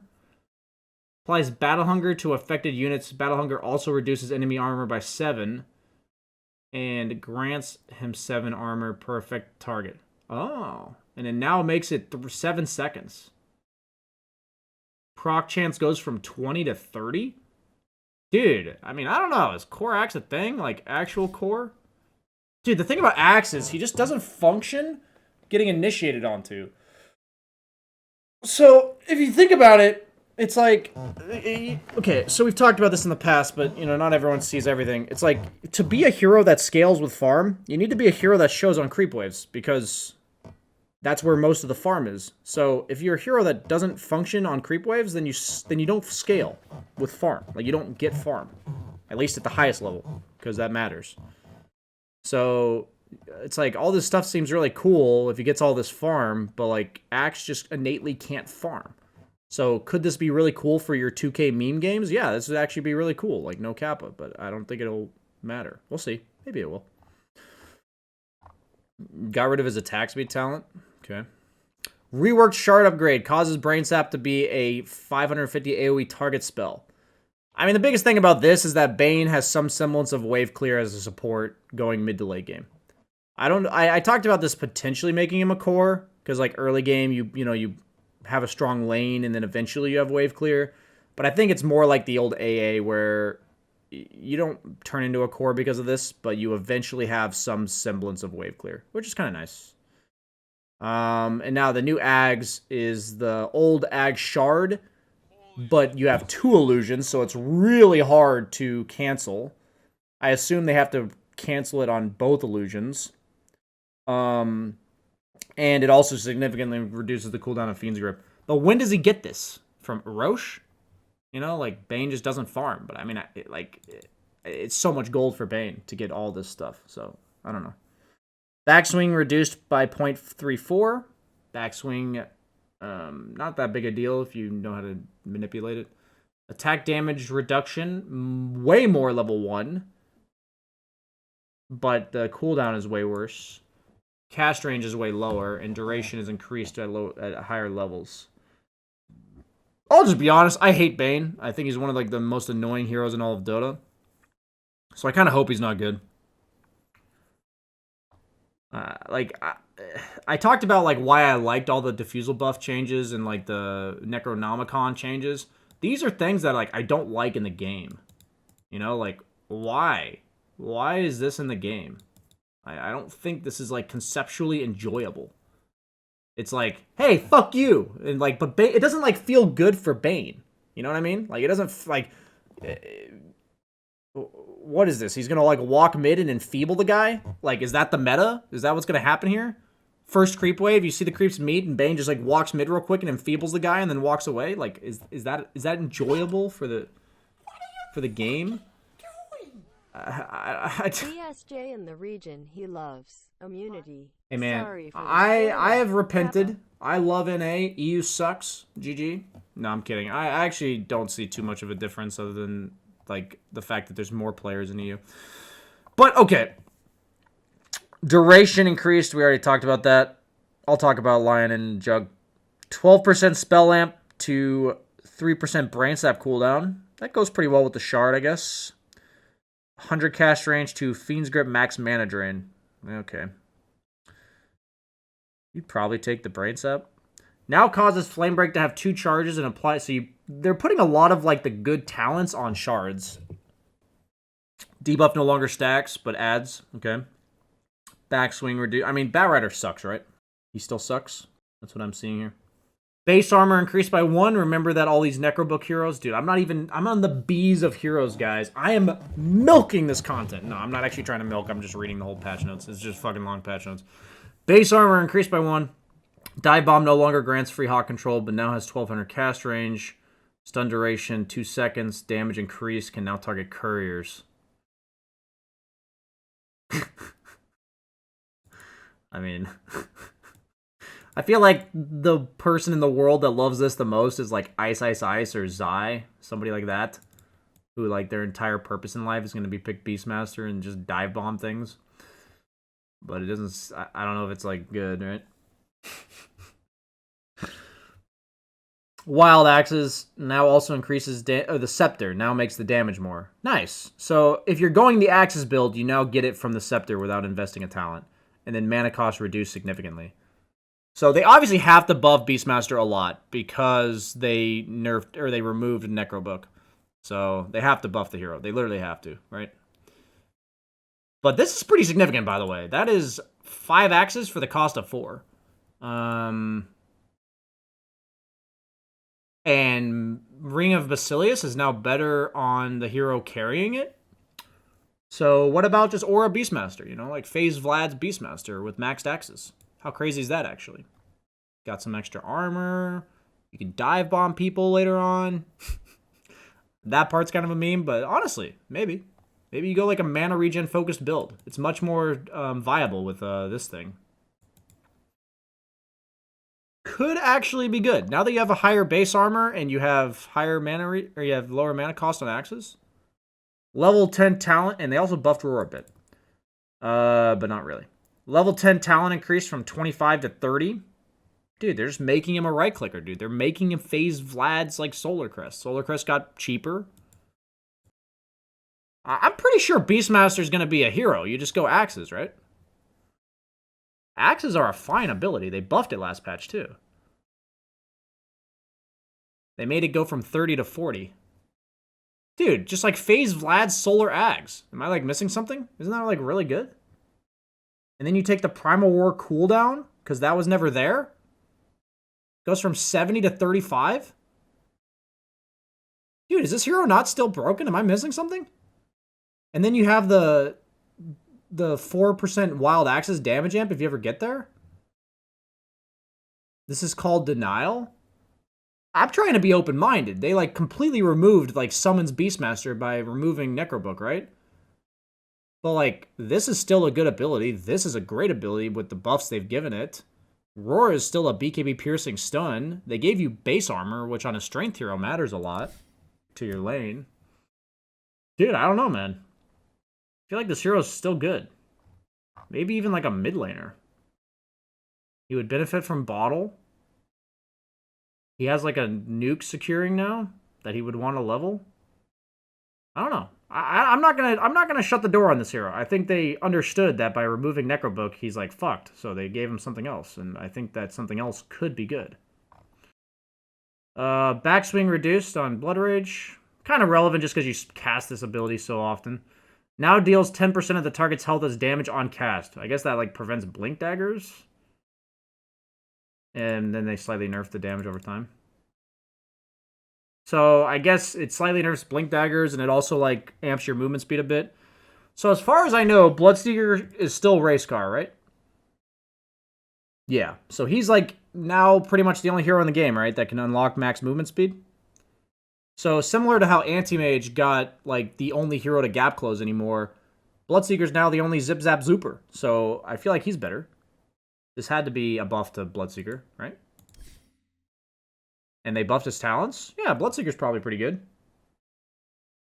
We're talking about cores, guys. We see Nyx and Spearbreaker, but we're talking about cores. We're talking about a carry with a bunch of damage that runs at you with 800 move speed. That used to be like half the heroes in Dota, because they all bought like Swift Blink and crap, right? But like, Now you have Bloodseeker, who's the only one that can do it. Storm can zip zap. Shut up. Bounty Hunter Reworked Shard. Shadow Walk. Okay, this looks stupid, by the way. Shadow Walk now grants you 40% reduced incoming damage while invisible. Attacking out of invisibility stuns the target for 1 second. Lowers the cooldown by 5 seconds. Okay, this is just dumb. I read this. Am I missing something? Is this not like a Nyx Ags, but you can move? Like, I understand you can't, like, stun people and stuff. Meaning, like, you can't, like, it's not as powerful as what Nyx does when he's burrowed. But do you realize how much 40% is? That's so much damage reduction, chat. Dude, that's so crazy. I feel like this hero is legit a carry now. You can scout the map as a carry with, like, just imagine carry items on the hero. And then you just have 40% reduced incoming damage. Like, you need to have farm to make this work, I think.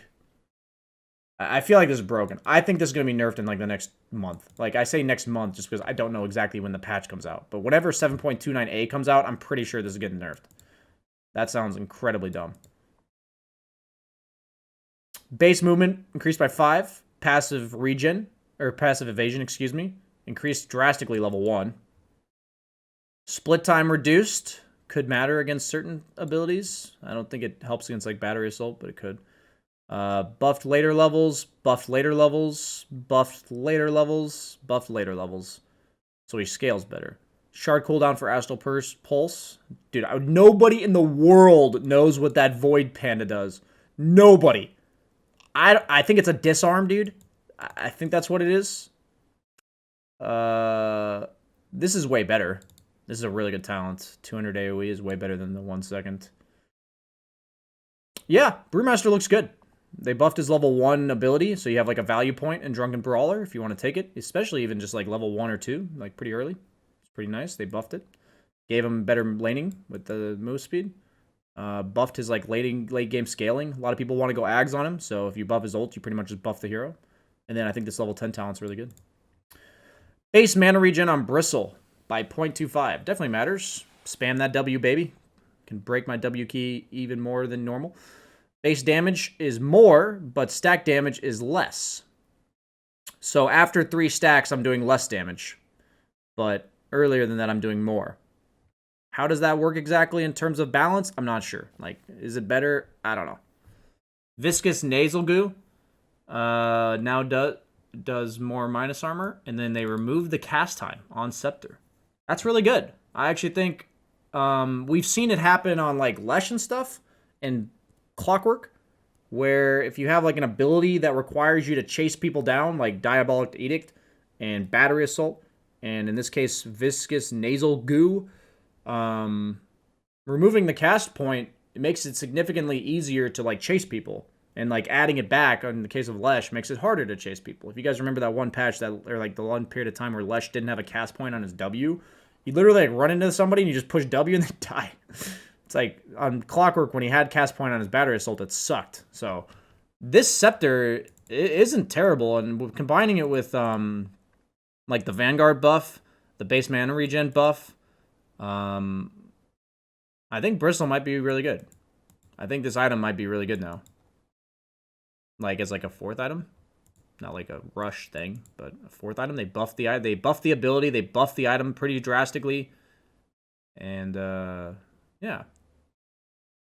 So they gave him more move speed, less mana regen, more attack speed. Okay, whatever. Broodmother has an interesting new way of being played. So more agility. They removed her mischance. I think any boring abilities are good to remove. Spawn spiraling duration increased from 5 to 20, meaning that you have way longer to kill people. The debuff stacks. That's kind of cool. Reworked Shard now causes Silken Boa to be a 550 AoE spell and increases the miss rate to 80%. So, does the Boa still require a web charge from Brood? It doesn't. It does not require a web charge. Okay, as far as I can tell, unless it's poorly described. So they replaced Incapacitating Bite with Silken Boa, which is a little bit of damage. Causes causes attacks on the target to deal this damage. I assume that means that all allies and spiders do this. Am I wrong? So, like, if you have 20 spiders, this is suddenly, like, 160 damage? Yeah, it's tag team for Spider Bros. Okay. It's like a shitty tag team. I mean, I wouldn't say it's shitty. So, it slows them for 6 seconds. Pretty long time. It now makes it so they can't really fight back if they don't dispel it. And if you have a bunch of spiders, it kind of just kills them. Like, the spiders will kill them. And it lasts for 6 seconds, so your spiders should be able to attack 3 or 4 times during it. Sounds pretty good. Spawn Spiderlings is now her ult. I like this rework a lot. This is very similar to, who's the other rework? Ricky. Back when his invisibility was, like, his third ability or whatever, it just sucked to lane against Ricky, man. Just sucked. Like, you just had to have constant sentries, and it was not fun. And now it's like, Broodmother has this impending doom timing, but you don't have to be able to deal with spiders by level 3. So, she's still the same hero, kind of, but she isn't cheesy in, like, the first few levels. I have no idea. You'd have to ask monkeys, you know? I have no idea on this one. She seems like she could be really good, but now you just have, like, insatiable hunger. I mean, she seems like a pretty strong laner. Her win rate's bad. The thing about this, when I look at this, is I don't want to judge the win rate early on, because it's kind of similar to a new hero, where Brood got significantly changed. She did. So not only is she technically like a new hero, but there's going to be a lot of people that try to play her the same way that she used to get played. And then they're going to lose, because they tried to play her the same way. So I'm pretty sure whatever the win rate indicates right now is misleading. I'm not saying she's good, but people are 100% going to play her suboptimally with, like, the way her whole kit works now. Yeah, we just gotta. I would give this like a week or two for the Brood players to adjust to, like, exactly what makes Brood good or not. If she's still trash, okay, you know, like, I understand it's hard to judge, but I definitely would not interpret her win rate going down or up, or sorry, down, as, like, indication that she's worse. She's definitely way worse, or sorry, way different. AoE increased by 15. Okay, it's pretty relevant on a stun that's like melee range. There's plenty of times that you barely miss the stun, so. Cast point on Double Edge is much faster. The shard's slow, and the buff stack longer. Okay. Return damage increase. No, whatever. Cooldown on Stampede, much lower. Level 1. The damage is less, but I don't think you do it for the damage. You do it for the haste, right? So, you do it for the haste and the gap close. Let's be very clear. I didn't even realize this all when I was, like, reading the patch notes. Any hero that now helps his team gap close is just better because of all the nerfs to the gap closes. So Centaur might actually be way better now. It's kind of like how AA is like the main way to counter Satanic. Anti-Mage is one of the few carries that can gap close. Bloodseeker is one of the few heroes, core heroes, that can still movement speed, like escape movement speed cap. Centaur is now one of the only heroes in the game that enables you to gap close. Now that you can't, like, blink with Abyssal Blade and stuff. So I'm pretty sure Centaur has a place now. Pretty sure. Backswing reduced. Whatever. I mean, it's really super awkward, I guess. So I guess that's a nice buff. Shard Illusion now always lasts 6 seconds rather than the duration of a stun. Did I mention heroes that buy Armlet Satanic are probably pretty good? Did I mention that CK would love to buy Armlet Satanic? And did I mention that this is basically like, you know, kill you in like 6... Dude, you realize how much damage a CK Illusion is going to do in 6 seconds? You realize this? And then they gave him Cleave? I'm pretty sure CK's dope, dude. Friggin' Armlet, like maybe Midas, like Midas Armlet Satanic, and then you just get level 15, take the Cleave, and then you actually have wave clear as the game goes on. Satanic is not a CK item. It's a strength healing item. I feel like it is.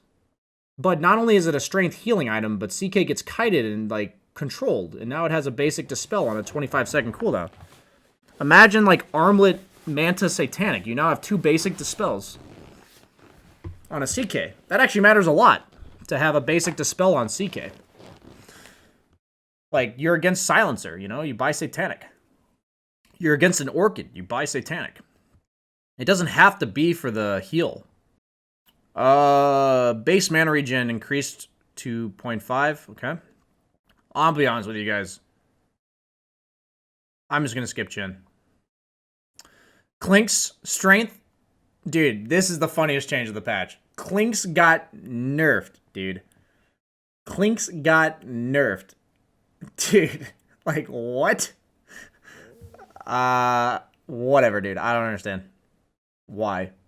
Holy shit, Fiestre is a god. Why? Why did Clinks get nerfed? That hero was utter diggity dog do. I don't. Whatever. Clockwork. Okay. Okay. Dude, I've seen the clips on Reddit of the shard on CM. Obviously, they're gonna have to make it so you can max move at like 200 move speed or something. They have to like max the move speed you can move. Like, because otherwise the haste rune plus Lycan ulti, you just see like a BKB ulted CM running around. I mean, that shit's so dumb, dude. Like, this is like Blizzard level of balancing, man. Like, I don't know, dude. What are they doing? I mean, it's like, it's fine if you fix that. If you fix people with like Darkseer Surge and Lycan ulti and haste rune, you know? I don't know. Like, if they fix that, it's fine. But like, dude, come on now. Damage interval is increased. I don't know if that's like, it doesn't change anything, I guess. It's the same amount of damage, but like, I don't know how this really changes it. I guess it's probably a slight buff because it helps with CSing maybe. Because this used to do 2.4 damage because it's 10 instances, and then this is like 7 instances, so it's now 4 damage. I don't know.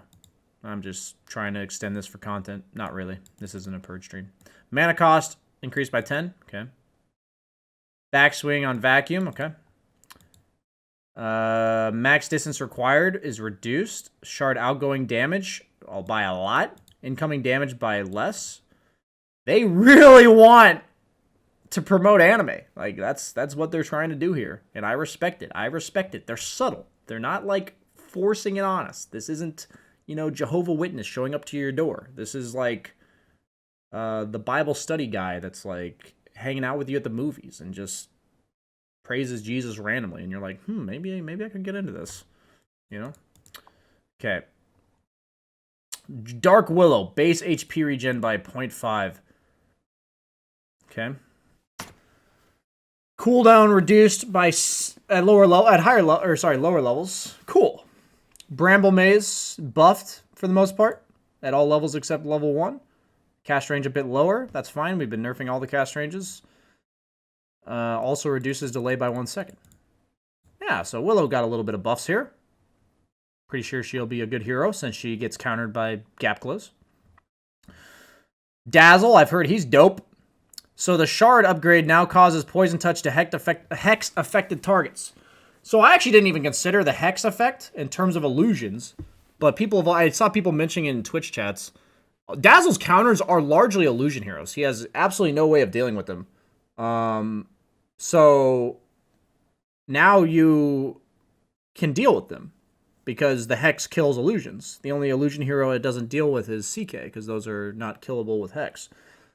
But any ability or change to a hero that removes a lot of its counters makes the hero way better, guys. Let's be very clear. A lot of Dota is like how many heroes in the game, how many different... Excuse me, I just burped. How many ways can you shut down what that hero wants to do? So the fact that all like one core set of counters to Dazzle is like now you can deal with it now is pretty good. Probably a good offlaner. Probably a good offlaner. Maybe a mid. Offlaner or mid. Attack speed by 60, dude. Dude, this sounds insane. I gotta go to the bathroom real quick. I've actually been reading notes for almost 2 hours. Real quick, I got my story for the day.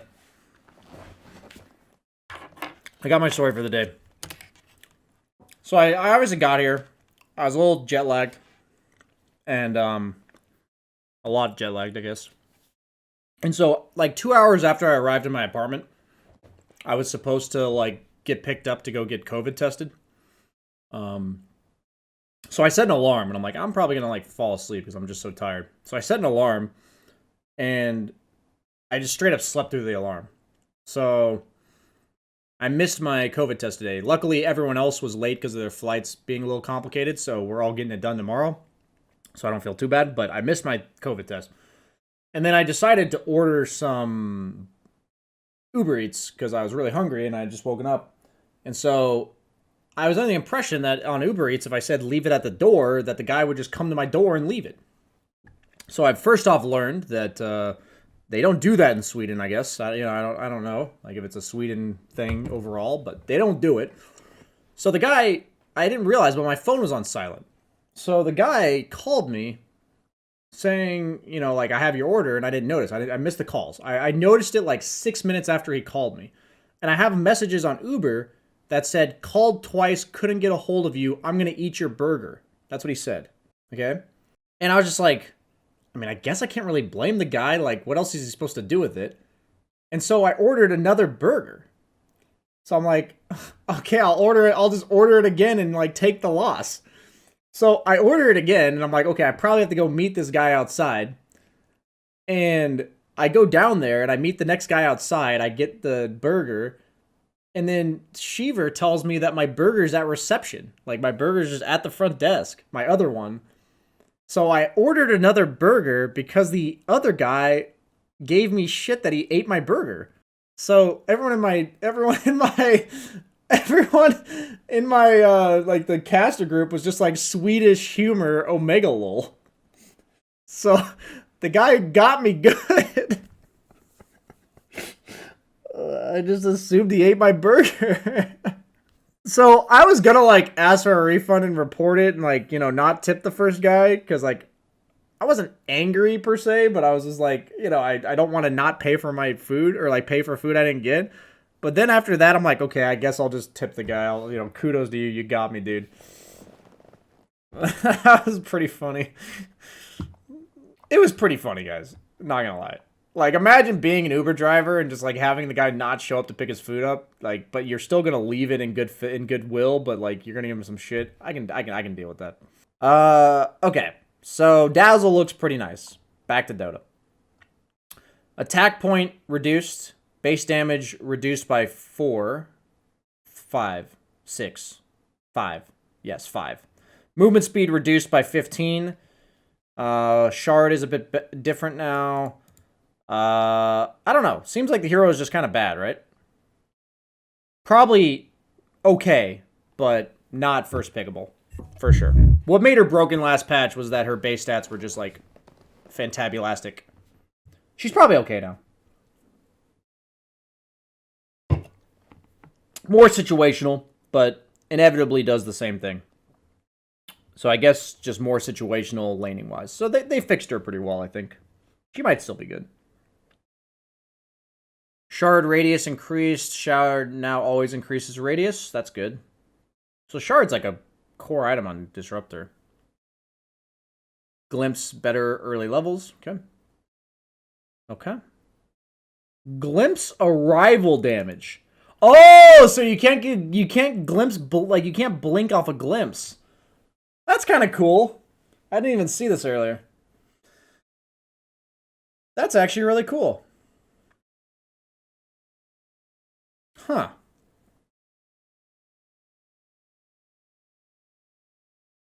Is that better? I mean, I guess that would be better in certain games where you're against like a couple Blink Dagger heroes.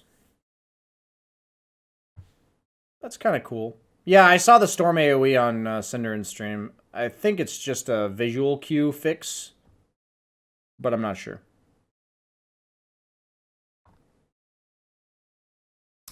Okay, so I have a theory. What's Doom's win rate, if chat could tell me? Pretty sure Doom was broken the second I read this. Like, I'm pretty sure you just don't level Devour. Like, am I missing something? Don't you just not level Devour? 69? Nice. Like, you just level the other two spells, right? It's 45%? Really? Like, my thing is that I could understand it if it's low, if people are still leveling Devour. I'm pretty sure you're supposed to go like 044. Or like maybe 1 point devour. Layla said it's impossible to lane. So you gained 1 damage. I mean, let's be honest, dude. Layla's, what does that guy fucking know? Like, he's only ranked like 12 playing on 150 ping. Does that guy know anything? I don't think so.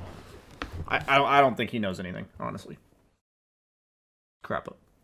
Backswing reduced on Doom. I don't know, man. Seems kind of good. He's ranked 2? Okay, whatever. Rank 2, 12. Literally just add a 1. You got the same number. 3 Doom duration, magic resistance. Okay. I will have to try it, dude. You get zoned out of lane easy. Even with... Dude, really, though? Like, I just have a hard time believing that, like, they improved his base attack time. They gave him 2 base damage, or 1 base damage with less variance. They gave him, like, is that 4 base armor now? 4.8 base armor. Dude, Doom has 4.8 base armor, dude. What? Is this Dota 6? Like, I feel like we've skipped over 3 Dotas. Iterations of Dota. I'm not saying I don't believe you guys, but what I'm saying is, if I get forced to play offlane, I'm picking Doom, okay? I'm going 0-4-4, and I'm going to lose because Laylis knows more about Dota than I do. But I'm going to try it. Shard can now be used in melee form. Has 600 cast range when used that way. That's pretty good. Gives him a way to farm. I actually think this is a pretty good shard now. Mana cost reduced drastically early.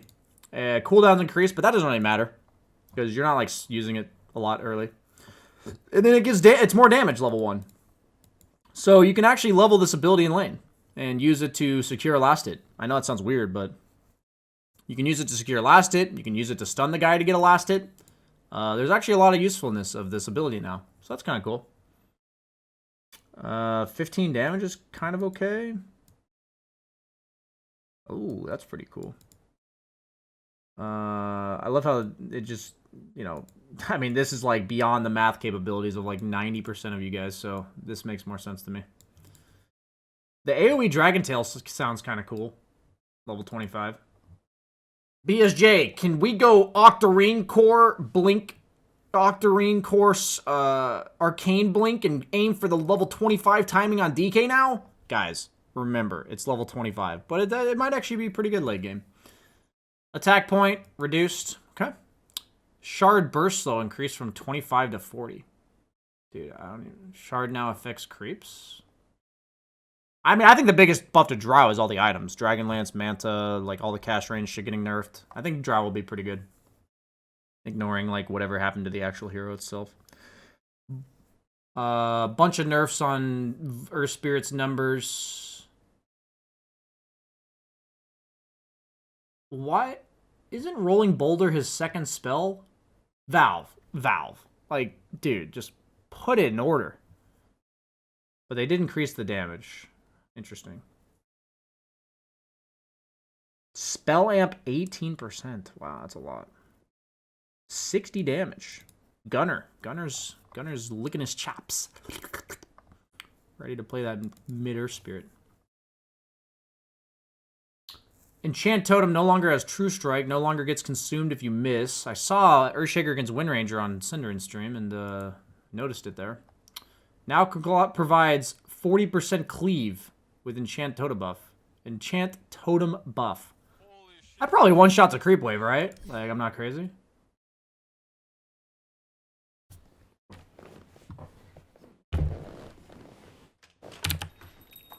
So, like, if you were to be a core Earthshaker, you went, like, Shreds Ags, level up.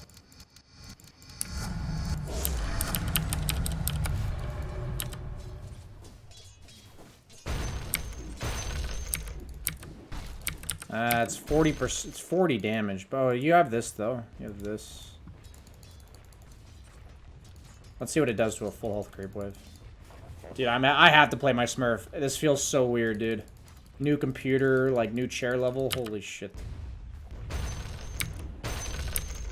Pretty much one-shots a creep wave. Okay. This is just... I'm in Sweden, guys, so, like, I'm at a whole new setup. Like, nothing's the same. I'll get used to it after like 5 games or so. Then we can go back to main account after that. Cooldown increased, delay reduced. Dude, I was mad about this. No more Pi. Like, no, like, whatever guy in Dota 1 meme this shit is just, he's forgotten now. Nobody remembers you, man.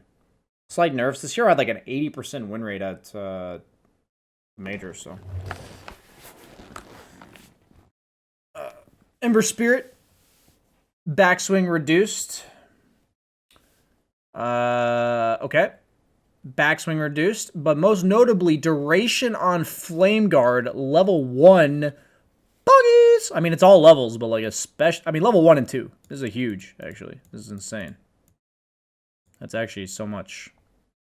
Shard now provides you with a charge when killing enemy heroes, rather than spawning a Fire Remnant. That's way better, right?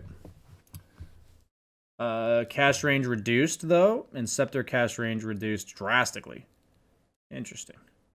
I think these are good changes. I think Ember Spirit's laning stage was definitely too weak. Is he the best Spirit now? We shall see. Untouchable, buffed. Nature's Attendance buffed. Goes from 28 to 32.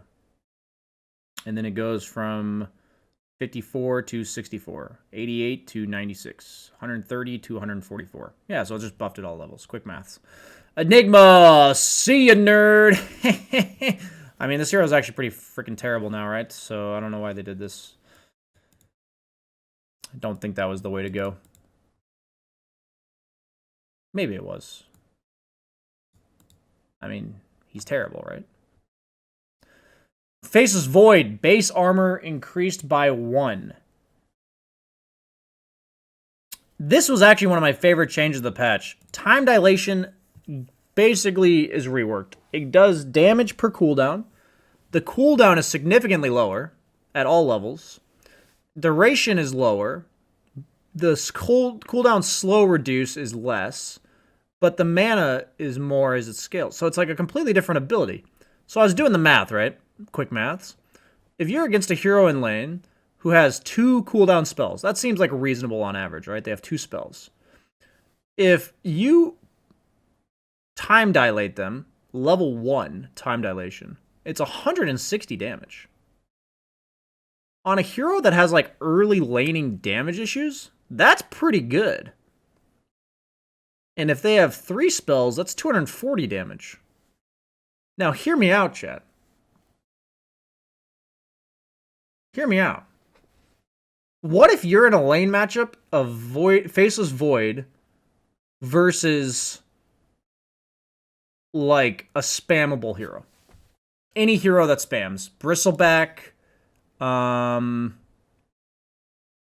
Batrider, Timbersaw even. What if you just max this shit? What if you're a 5 position?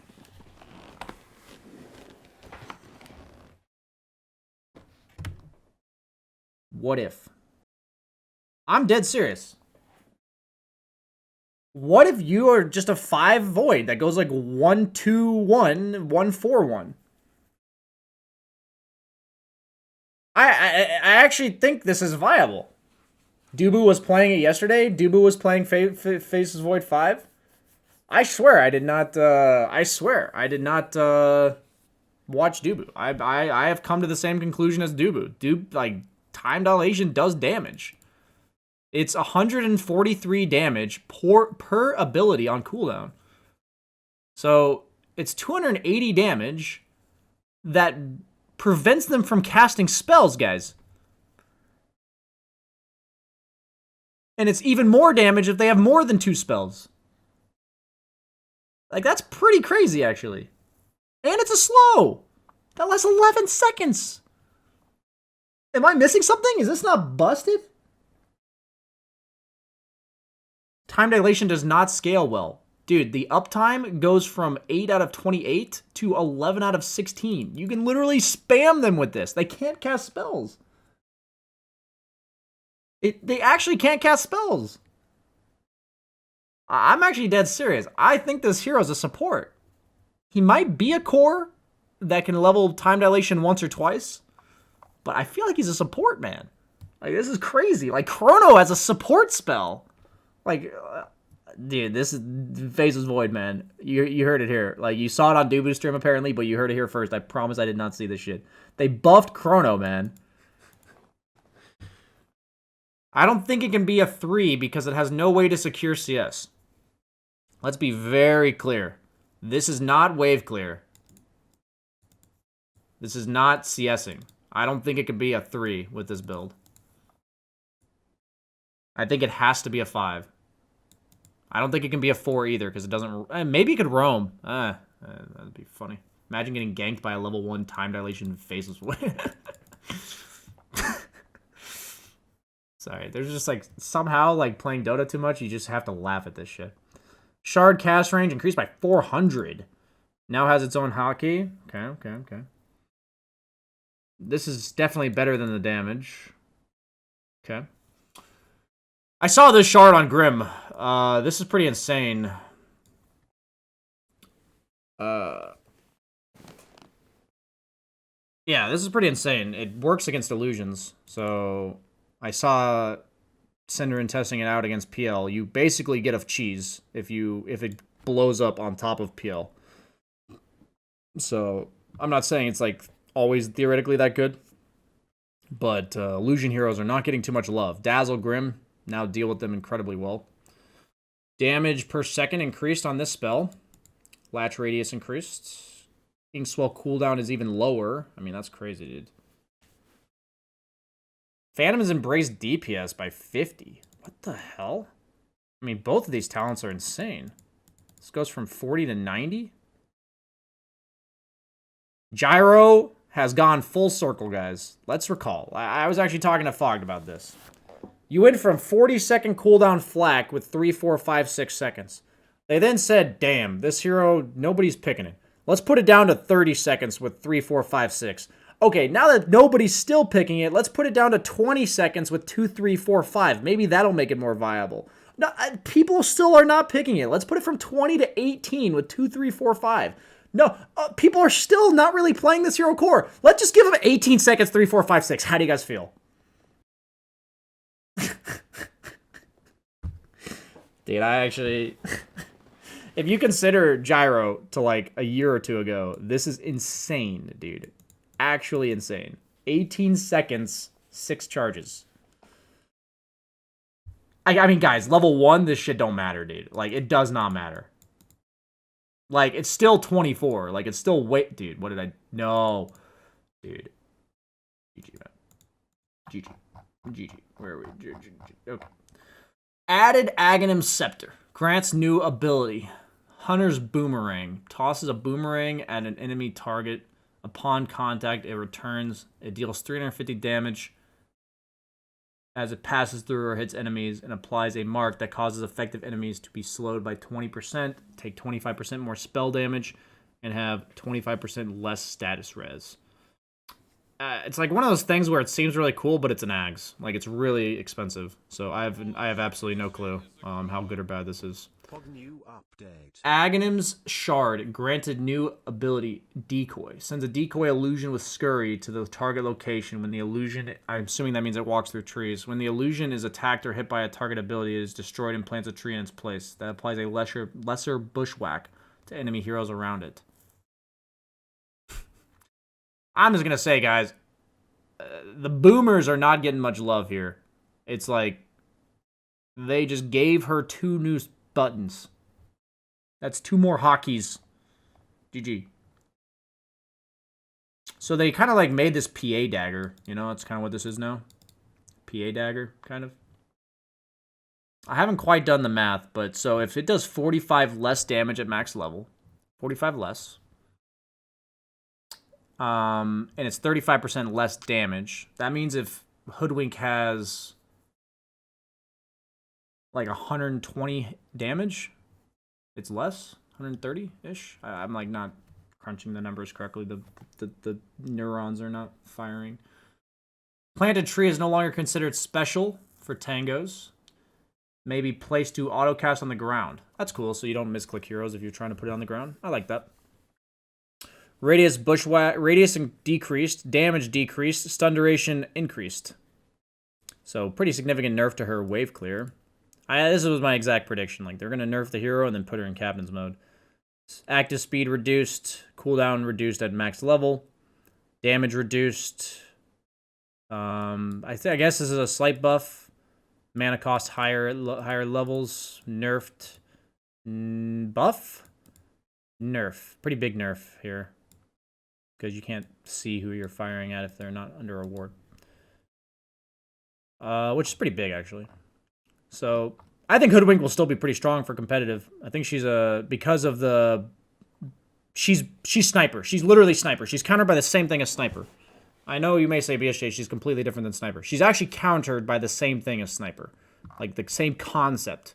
You have to get on top of her with, like, long-range gap-closing abilities and burst her. The difference between her and Sniper is she doesn't scale as well with right-click, but she has evasion, like, she can get out. So I think she's going to be really good. I think she's going to be picked a lot. We'll see. I think she's going to be super popular and competitive. Strength gain. I mean, we already talked about Huskar. None of this shit matters. All the item changes and, like, cast range changes and all that kind of stuff makes Huskar insane. I'm pretty sure. Reworked shard upgrade causes 2 extra Chaos Meteors to land alongside the primary cast. Is that good? Dude, they changed the other shard like 9 times, guys, and then they just removed it. Regen reduced pretty drastically, but you now get strength. 2 strength per level. What does strength give? Is it 0.2? So you get an extra 0.4. So you're tankier with less regen, basically. I don't know. Is that bad for Invoker? How big of a deal was this regen? It's not that much early because you get strength in comparison. X-Sword damage is reduced, but now you get 2 intelligence. And then Wex got strictly buffed with no nerf. So his level 1 is better because of this, but his level 2, he goes from 18 damage to 12, but he has plus 4 in, so it's 16 damage. I mean, the biggest thing is that when you're sitting on 3 Exort orbs, you now have an extra, regen from the strength. And you're sitting on extra quas, you have extra damage from the intelligence, so it's like... The difference between being on 3 Exort orbs and 3 Quas orbs is less, so it means people who push Q and E less are better, which makes me better. I'm picking up Invoker, guys. IO talent now only attacks if IO is capable of attacking. Bunch of nerfs to IO's numbers. I already read this if you guys want to read it. It's a bunch of nerfs to the numbers. Mainly the no longer unlocks max movement speed is a pretty big one, too. And the Helm Dom nerf to IO. Jakiro agility. Really? I'd love to see Invoker? No, I'm probably not playing Invoker, but sorry for debating you. I wasn't trying to. Should have followed it with a cap. 10 to 15, that's a lot. 5 agility, 5 attack speed, 1 armor-ish. Delay, less. Stun. Shard now also stuns, so it's a TP cancel. And a channel cancel, which is nice. You can ice path somebody and then still be able to cancel. I think Core Jakiro might actually be a thing. With the Ag Shard plus Macropyre plus the nerf to all these cast range dudes. Pretty sure Core Jakiro might be a thing. This is pretty insane, right? At level 15. Dual Breath range. Oh, is now Macropyre. Damage. And Macropyre Pure is now 2 times dual breath damage and range. If I'm stuck playing mid, I'm actually gonna try Jakiro. I actually think this is like a pretty significant buff to his laning stage. And this gives him like viability in the mid game. I think you go Veil Ags Ag Shard, right? Veil Ags Ag Shard. Kaya Sanj. Sounds dope. Pretty sure Jakiro's a hero as a core. Like, this is pretty sick. Like, imagine this timing, dude. You just have a pure damage BKB piercing spell. Pretty good. Juggernaut. Now provides spell immunity. So the guy that donated asked about this. I assume what that means is that instead of being a straight up dispel, you're BKB'd now. Which is the same thing effectively, I think. I don't know when on Omni Slash this would matter. Does anyone know? Is this for like vacuum? Glimpse? Oh, Glimpse used to work? Oh. No, you used to always remove disarms. So, you're saying anything that would hit you during Omni Slash... Auras like Shiva's? Underlord aura? Oh, okay, yeah, okay. Good point. There's like auras that would affect you. Okay. But then they nerf the attack rate. Okay. And then mana cost on Swift Slash and cast range, they're just nerfing his kit, which Jug needed a nerf. Might still be good, but look, I know Lifestealer got buffed, so those two heroes kind of go hand in hand. Base strength increased. No longer gets recall, but he gets it from Shard. I don't mind that change, but the hero might just be bad now. Base HP regen, agility gain. I don't know if this is a big deal. I don't know. Seems memey. Torrent, knock up, stun duration. 14 strength. Tidebringer cleave. Oh, they gave him the 2 Tidebringer talents. Wow. Okay. Legion still seems like ass, but I do like what they did to her Shard. It's kind of cool. So you get like the first, second, and half of duel to yourself. Like you could W blink duel, and then you're not like insta hexed or something.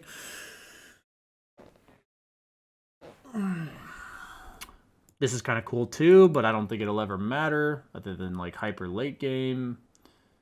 Also makes you like not grief your teammates fully because they can still do some damage. I think this is probably better than the cooldown. I just noticed like the cooldown seemed nice in theory, but you just can't spam it. You literally just can't. I think the damage is just better. So Leshrac is one of my predictions for being super dope. He is countered by like quick gap close burst. He isn't like the others where he sits him back, but he is countered by like the whole burst of like Abyssal and everything. And then they just buffed him. The level 15 talent, I think, is really good. 100 Lightning Storm damage, as well as the cast point improved, which is a huge part of the ability because you don't want to stop to cast it because you're chasing people. And then radius, let's do the math. 4.75 squared is approximately 23. Just guessing there because based on like, the scale between 16 and 25. So it's like 22, 23. And 5.25 squared is like 27 or 28. So it's like a 20% increase on your AoE. It's a lot, actually. That's a lot. Shard, whatever. 30% magic res. That could be really good in some games, even though the other one's pretty nice. Mana cost reduced.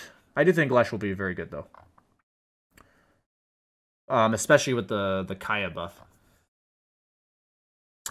My mana cost reduced.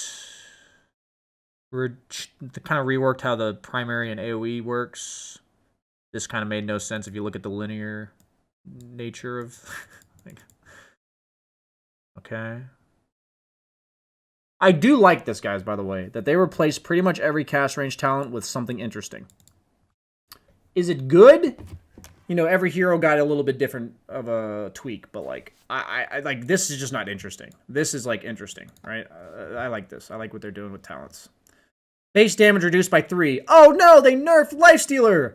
Crappa, Feast now does % damage of the target max health. So it's a different amount of damage than what you're lifestealing, but it's basically old Feast. 0.6 would be 3 damage on anything with 500 health.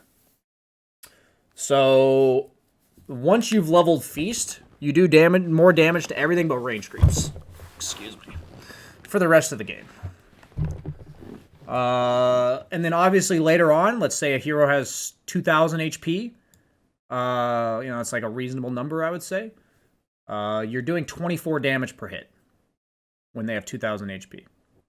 So you scale better. That's really it, right? You scale better. It's just an extra, like, 20 damage. Not a shit ton, but it's free. So. Shard now also causes all hero attacks to deal 2% of the target's max health as damage. So we get Bloodseeker for everybody. Shard cooldown reduced by a lot. Okay, okay. That's pretty big, actually. I mean, Open Wounds is a nice spell. Scepter hero duration from 4 to 5. Cooldown reduced to 20. Okay. I mean, you're going to take the attack speed every single time. So this is like a stupid fucking talent for sure. Okay. Yeah, Lifestealer's probably pretty good. I'll try him out. With the armlet buff as well. Lena. Honestly, Lifestealer might go Satanic. BSJ, you're insane. Well, Lifestealer does not want to buy a BKB, and he does not want to buy a Manta. And if he buys a Satanic, it's basically a BKB, right? Because it dispels you. So, like, 4th item Satanic, it's like 80 damage and a dispel on a 25-second cooldown for silences. When silences are, like, one of the best ways to counter Lifestealer. Pretty sure that hero will go Satanic if it's picked. Mason did it. Said it was a better Manta. Yeah, I agree. It's a BKB. It's just like a Manta for Jug is a BKB. It's like, for Lifestealer, Satanic would be a BKB that you're not investing. Like, it's more than a... It's like better stats than a BKB, right? Damage increased, okay. Shard now removes the delay and increases the bonus cast range, okay. So you asked about reworking Lion's Shard here. So his mana drain is now AoE, or meaning like it affects more than one unit, and you become spell immune while channeling. So what's cool about this, if I understand it correctly, is it's like activating a BKB. This is what I thought. So like if you're Galed on Lion and you just mana drain somebody, you're not Galed anymore. Am I correct? The talent. To mana drain restores allies. I mean, what I understand that as is that he can Pugna somebody. He can suck his allies and give them mana. It's a BKB, but it doesn't dispel. Sure, I'll check it in. I'll check it in demo.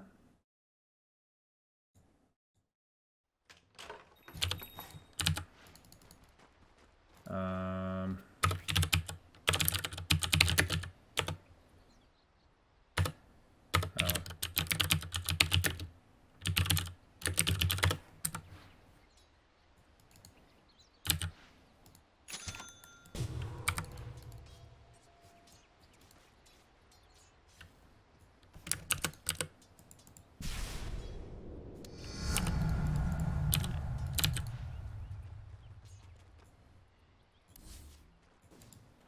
Dude, what?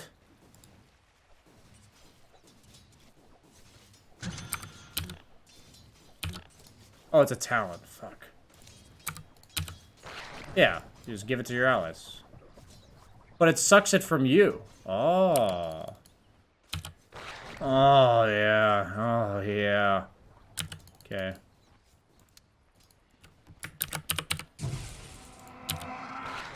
Oh, it's not a dispel.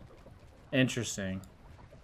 That's so weird. It's not a dispel, but you get the BKB. Huh. I mean, honestly, late game, that's pretty sick, level 20. Like, late game, like, sieging. Like, how often does your carry, like, not feel comfortable going high ground because he has no mana? So that's, like, a pretty nice thing. Ranged base attack time improved. Shard now also applies a basic dispel. Okay. Shard now also causes the roar to happen on both the locations like it used to. Okay. Once again, a hero that probably gets buffed by the gap closing reworks. Luna, one of my stars of the patch, I think. Cast point reduced by 0.1. Shard no longer increases stun duration. It now provides you with movement or it no longer provides you with movement speed. It now releases an attack at 2 random targets within 500 radius from the target location. So if I'm understanding correctly, you can kind of clear waves with this shit. And then also the Dragon Lance and Manta buffs. And Satanic. Big buffs for Luna. Big buffs.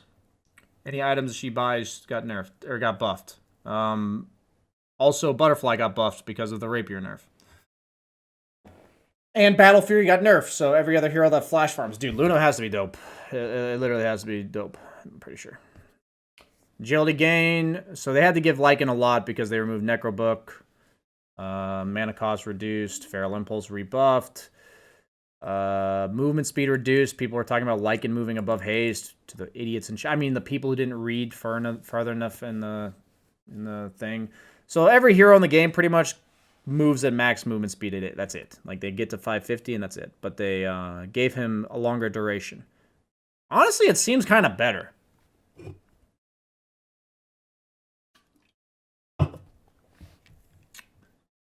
Okay. Oh, you can target a golem. Dude, what does a wolf golem look like? I have to know. I literally have to know. For science.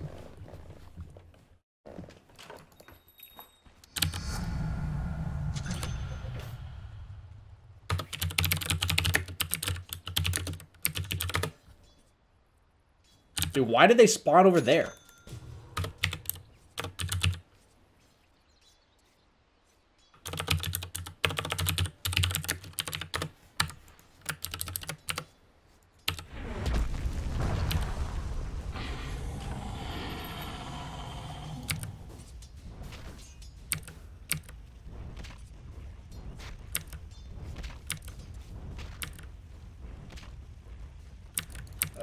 Not gonna lie, guys. I thought that was gonna be way better. But, whatever. I thought that was gonna be way better. Okay. Magnus. Damage increased on Empower. Shockwave mana cost reduced. Skewer buffed. So he got the reverse Io treatment. Io got every ability nerfed. Magnus got every ability buffed. Literally every ability buffed. Okay, Magnus is probably good, honestly. Battle Fury nerfed. Empower buffed. Are you seeing what I'm seeing, chat? Are you seeing what I'm seeing? I'm seeing it. Mars got nerfed a bunch. He got like more mana, less agility, but then less damage in lane, and less damage on his ultimate. He didn't get nerfed a bunch, I guess. Mars is still probably good. His laning's a bit weaker, though. With this. Medusa. So she got less intelligence, but she has more mana. I think that's probably better in general. Like, she doesn't really use mana, or like intelligence for something. It only can hurt her, right? Against, like, Nyx. Scepter got buffed. This got buffed. Meepo! So, I don't know too much about Meepo, guys. I'm under the impression he's better. This, I didn't notice this earlier, so maybe that hurts him a bit. But collision size seems like a big deal. The shard seems really nice. And 20 base damage is way better than 15 damage. Because you get, like, you know, like, people usually buy Vlads and shit when you have a Meepo on your team. And then the 15 talent's better, so it, like, compensates for this even more than it should. The ability to level stats for Meepo. That's true. Yeah, I think Meepo's better. Am I wrong? Seems like a good hero. At least, like, way better than he was before. Monkey King got a lot of nerfs. I didn't understand how this works, but I'll just assume, you know, now they behave properly. Ground to tree range reduced. Cast range reduced. And you no longer kill Roche. And your Scepter soldiers now die when you die. It used to be like if you died on top of racks with 3 soldiers there, it treated you like you were there, and then it would kill the racks. So this was pretty dumb. So they definitely had to remove that. Primal Spring to Boundless Strike cooldown. I mean, this is probably a nice talent. This is interesting. Okay. Morphling got pretty drastically... Did I click on any? I feel like I clicked over here. Wait, what? Where did I click? It's right here? Dude, that I'm getting griefed. Is it on every hero? Oh my god, it's just a line? Dude, what? Dude. Intelligence increased drastically. Pretty drastically, at least. Attribute shift now costs 10 mana per second. But it goes from 1 to 3 at lowest level, which is pretty significant. Adaptive Strike now costs less in lane, so you probably take a value point in this shit. That's too good to pass up, right? Shard is a bit better. Or it's a bit different. Waveform costs less. From what I saw in Excalibur's stream, I saw him playing Morph. He seems better. The Manta buff, the Dragonlance buff, the Abyssal nerf. This hero seems better, actually. And then the level 25 talent's pretty sick late game, right? I think he's really good if he's not mana burned. Right? That's kind of all it is. He's really good if he's not mana burned. Attribute shift nerf is pretty huge in laning. From what I understand, it's really not, though. Because you have more mana. Your other abilities cost less mana. And you get more attribute shift level 1. I'm understanding that he's probably pretty good. Win rate's up by 3%. Yeah, like, I would guess that. I would actually guess that this is an overall improvement. I think level 2, you probably take Adaptive Strike, right? Secure range creeps. And because you don't need to rely on waveform as much to live because you have 3 instead of 1, right? We'll see. My initial impressions was he was better, though. Ensnare reworked a bit. Riptide no longer has an active. It just does more for your ability, which is okay. Mirror Image cooldown. Wow. That's way better than Evasion. I don't think Naga's going to be very good, though. We'll see. Attack damage rescaled on the trees to be less early, more later. Cooldown nerfed. Base damage increased. Reduced. Increased. Okay. Nature's Prophet. Not sure. Attack animation on Necrophos. Attack projectile speed on Necrophos. Shard has been reworked. No longer deals 50%. It's instead a Decrepify. So he's literally Pugna. Okay. Can you target yourself? I assume so. Slow increased. Level 1 drastically. Regen increased. Cast point reduced. Plus 4% win rate on Necro? Yeah, there's a lot of shit. It's literally just better. No, you can't. It cannot be self-casted. I see. I mean, Necro's another hero that's like somewhat positional based and has to be all in committed onto. So I think he's also buffed by all the cast range changes. He wants you to be right next to him, but he doesn't want you to get on top of him immediately, right? So it makes sense to me that he would get buffed here. Like, not just by his buffs, but also by the patch itself. Hunter in the Night. Shard is no longer restricted from player units. Can now be cast during the day if it's not an ancient. And the Shard healing is increased by 35. What is the cooldown on Nightstalker Shard? This sounds really good, is all I know. 35% is a lot.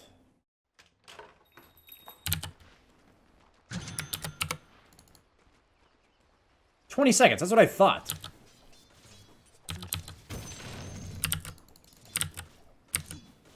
Yeah, I mean, do you guys realize, like, so...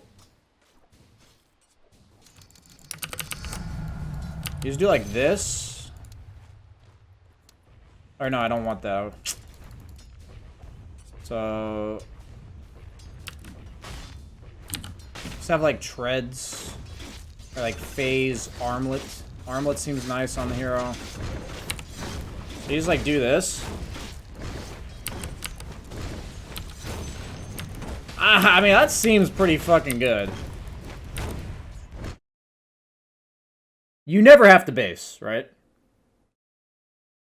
You literally never have to base.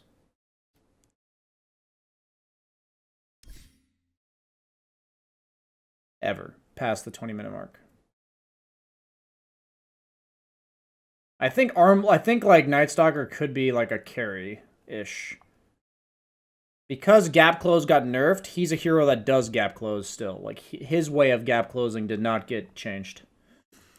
So you attack faster. Okay. Okay. Okay. Shit, I think. Maybe it's okay, I guess. Okay. Omni Knight got some love. Base strength increased by 2. Base movement speed by 5. Heavenly Grace, 1 extra strength. Hammer of Purity, like lower cooldown, but shittier. Base damage. I mean, Omni Knight, man, I'm ready. His landing stage is pretty significantly better. All these little things add up a lot. Bracer got buffed, too. Intelligence on Oracle is lowered. Damage rescaled to better later. Shard delay is less. Cooldown is more. I love how it says rescaled. It's just say increased, you know? Because it's literally increased on all levels. This is an interesting talent. I don't know how good it'll be. Instant Fortune's End. Oh, that's kind of cool. I'm assuming it's like instant full charge, you know. Essence Flux. Maybe not complete garbage anymore. We'll see. So they're trying to pigeonhole Outworld Destroyer in a different way. So Astral Imprisonment now does an extra 140 damage. You get 2 charges. You do not increase the cast range, but it now does AoE. So instead of Meteor Hammer being your only farming tool, you could go Ags. Theoretically, it could be broken, right? Theoretically. If the Ags build is good, I don't know. But they also buffed Dragonlance. They removed Gap Close, which is really good against OD. I mean, it's like, it's either really good or really bad. There's really like no in between here. I feel like OD could be good. Feels like it's way better. But is it good? What's gap close? So there's a gap and you close it. So there's a gap between you and me and I close it. So now there's no gap. I don't know if that's like if like it's confusing to non-English speakers or something. Maybe you're not an English speaker. That's fine. I understand that. Swashbuckle, cast range reduced by 50. Speed reduced by, yeah, so Rolling Thunder is also 550. And then you kiss, indeed. Duration increased by 2. Dude, I feel like Pangolier should have gotten really nerfed. And they just didn't really nerf him. Diffusal got buffed, too. So, like, I think Pangolier likes to buy Diffusal if he can. Like, if it's a good item that patch, he'll buy it. Yeah, I think Pangolier is still really good. Phantom Assassin, lower range on dagger at high level. Shard damage a bit better. But they nerfed the cast range. Wow, gap close. PL, less damage variance. Lower cast range, lower range. And then they just buffed the shard that I already thought was broken, dude. Am I, like, missing something? Dude, is PL Shard not just broken? They even gave him 3 seconds on Spear Lance cooldown. Am I missing something, chat? Am I misunderstanding how good this shard is? Like, what happened? This shit's broken, dude. It's 70% damage on 2 illusions, dude. That's so much. Gork said the same thing. I take it back. Shard must have been trash. It must have been. I must have misunderstood. I take it back. Crap. They reduced this talent and buffed this one. I feel like this talent's like still way too good, dude. I don't know when you'd ever pass it up. It's just a shard, but you have to understand, the shard lines up with PL's timings so well. You go Diffusal Manta, shard. Like, 20 minutes. Boom, shard. It's actually so good.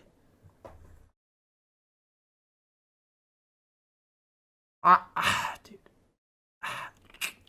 This shit is not gonna last. It's not gonna last. I refuse. This is way too good. It's actually way too good. Diffusal technically got nerfed for PL by a small margin. It's like a small nerf for PL.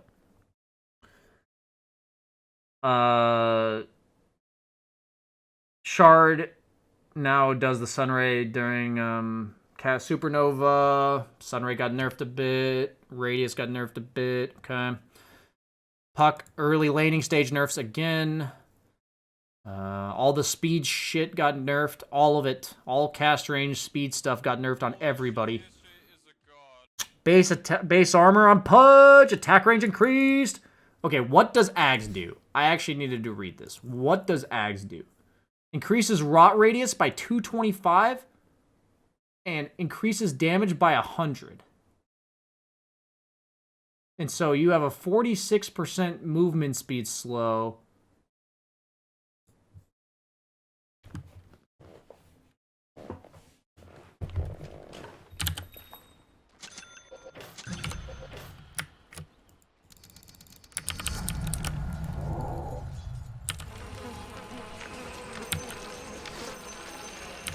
Okay, the problem here is that I'm fucking dead.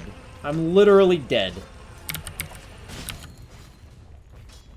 Oh, but okay, at that point we'd probably have max of this. So refresh.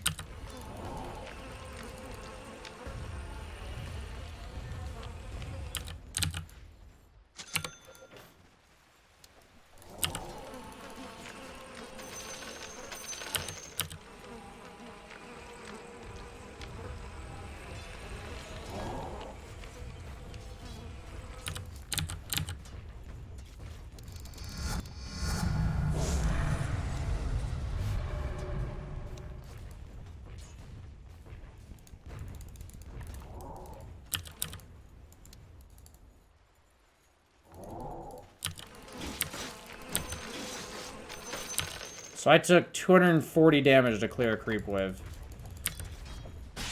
And then I have it back pretty quickly.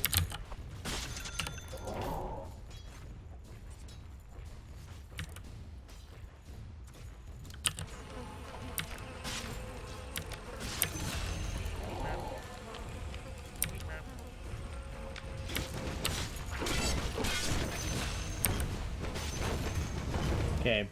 Fountain still kills you.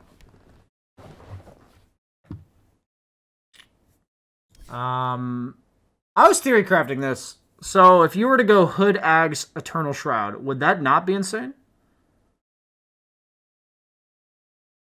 I'm actually pretty sure that would be insane. Right? So how crazy would Carry Pudge be?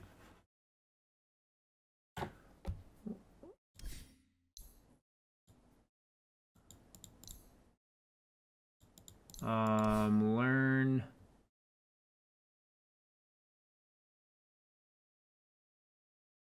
What are his stats here? He has like 2 base armor now? What is it? 2.3? You go, what if you just go Tango's Bracer, right? You have 70 base damage. So you have 78 damage. And with the Bracer, how do you farm Ags? By being a carry. I mean, you literally hit creeps. So you just go like this. You literally just start the game with this. We have 6 HP regen. 6. And 2 armor. That's not bad. That's basically the old frickin' Flesh Heap, right? Back when Pudge was played a big carry, you have 78 damage. They nerfed Quelling Blade. Then you just go fucking Phase Boots, right? You go like Phase Hood. What's rot damage level 1? 30? And then like you have a range creep securing. I actually want to try Carry Pudge. I'm not memeing. I think this ag crap could be like really good. I don't see why it wouldn't be good.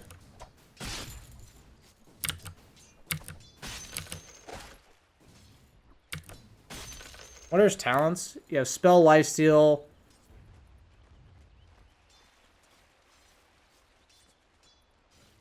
Meat Hook cooldown, and then you'd probably take the Flesh Heap stacks. Would this hero not flash farm?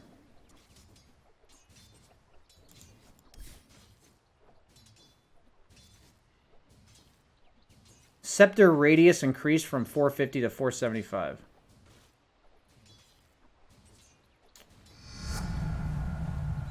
How do you scale and damage? You guys, you have a 220 massive AoE, 46% slow. That's constant. It's constant. Like, it never ends.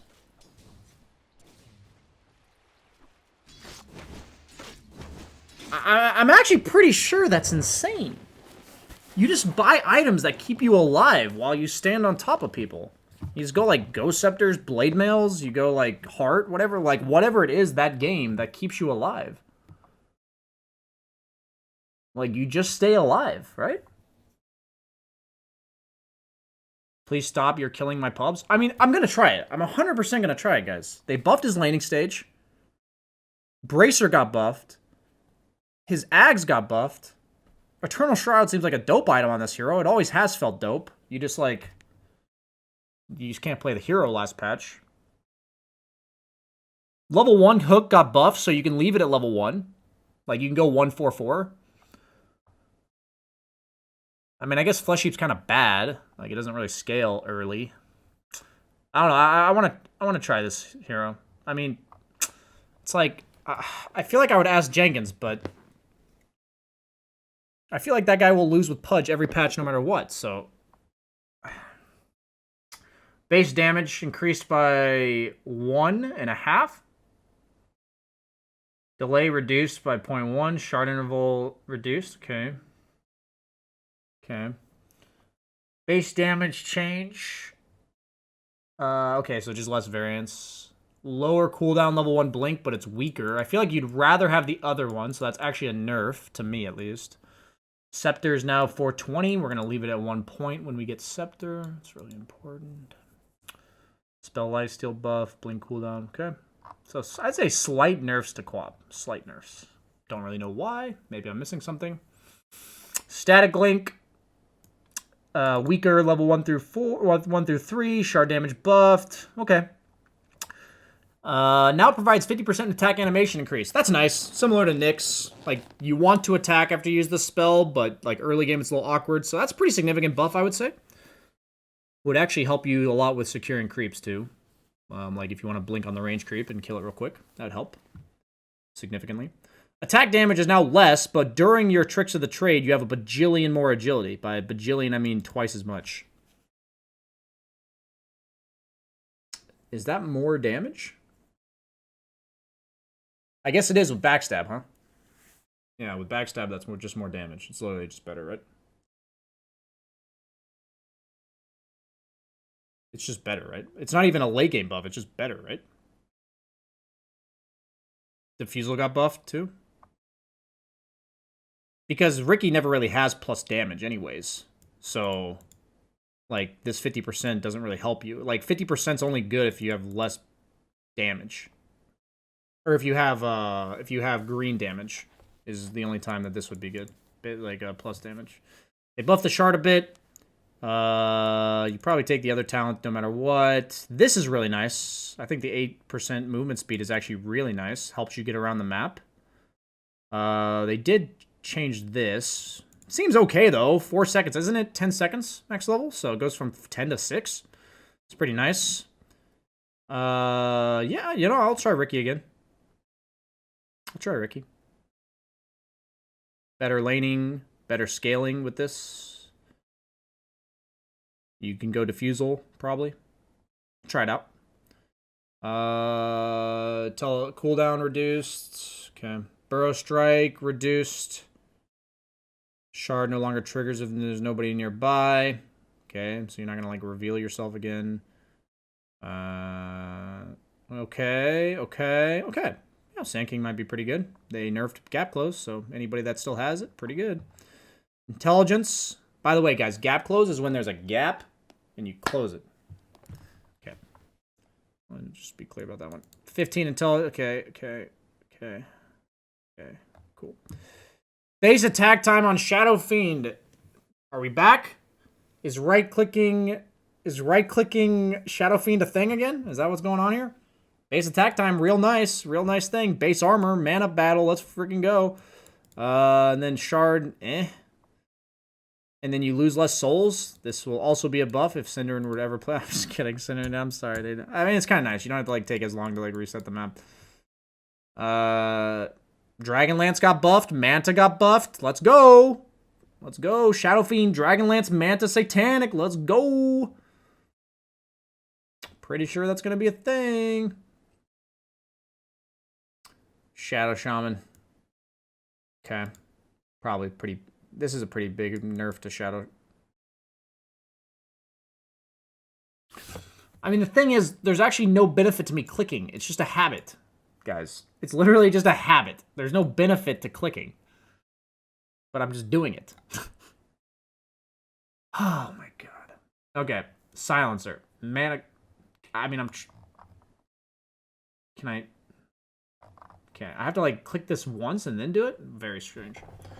Mana cost lower in lane, damage reduced at max level, but it doesn't pause when you get silenced. So if you get silenced, this is my impression, if you get silenced, it extends the duration of Arcane Curse, but it used to pause the damage. So now it just extends the duration and does more damage. So it seems just like a buff overall. If you ever silence something, which you're a silencer, so it's written in the description. Shard damage was fixed. I heard that was bugged. Skywrath Mage, a hero. I think that's fixed by all the gap closing changes. Once again, or not fixed, but buffed. Every time you cast abilities, you gain 5 intelligence and 1 armor. Stacks independently. I didn't even see this, by the way. I didn't even see this. That sounds insane, actually. That actually sounds insane. This hero has like 2 base armor, or 0 base armor, and like 1 agility gain. So what I'm getting at is he has no armor. And this will reliably give you armor, right? Like you're casting spells constantly, even if you're not fighting. You're just throwing some Qs, some global Ws. Does his W still global? Does he still have that talent? I don't know.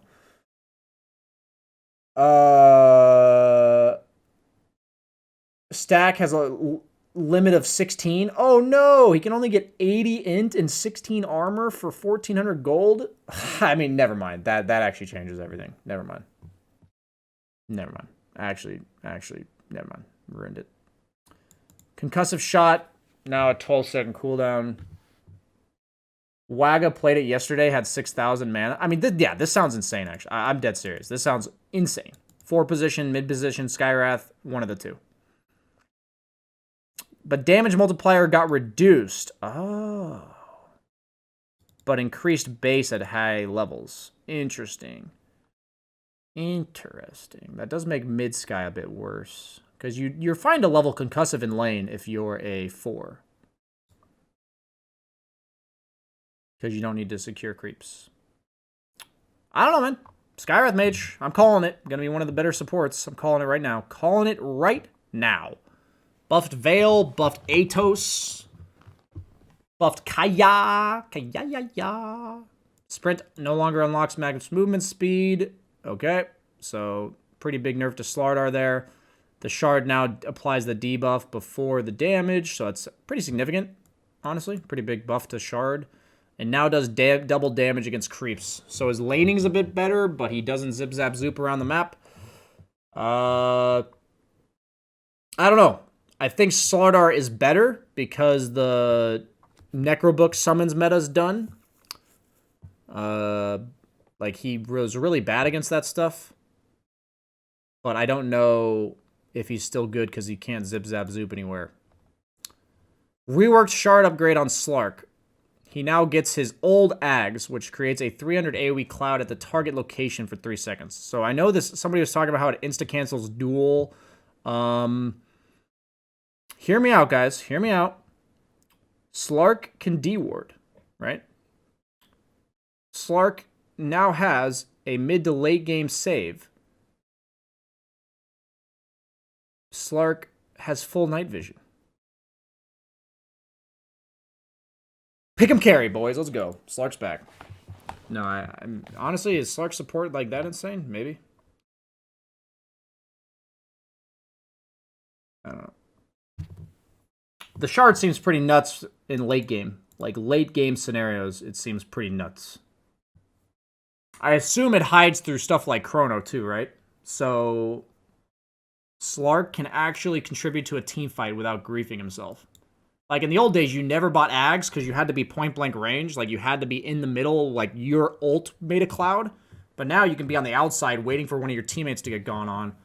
It's a long cooldown, but like late game, that's insane, right? Buffed his talents a little bit. Most notably, they buffed Diffusal and Echo Saber. So, and Silver Edge theoretically. So Slark got buffed by nerfing everyone else who closes the gap. We've talked about closing the gap. In case you missed it, we have talked about it. And they also buffed his items. So let's go, Slark. Bring it back. Ace armor. Or they also removed all these freaking necro books, man. Get out of here. Base armor increased by 1. Intelligence by 3. Slark's also very good against like Drow, Luna. Sorry, I'm done. Snapfire increased by 1. Increased by 3. A little bit of stuff here and there. Okay.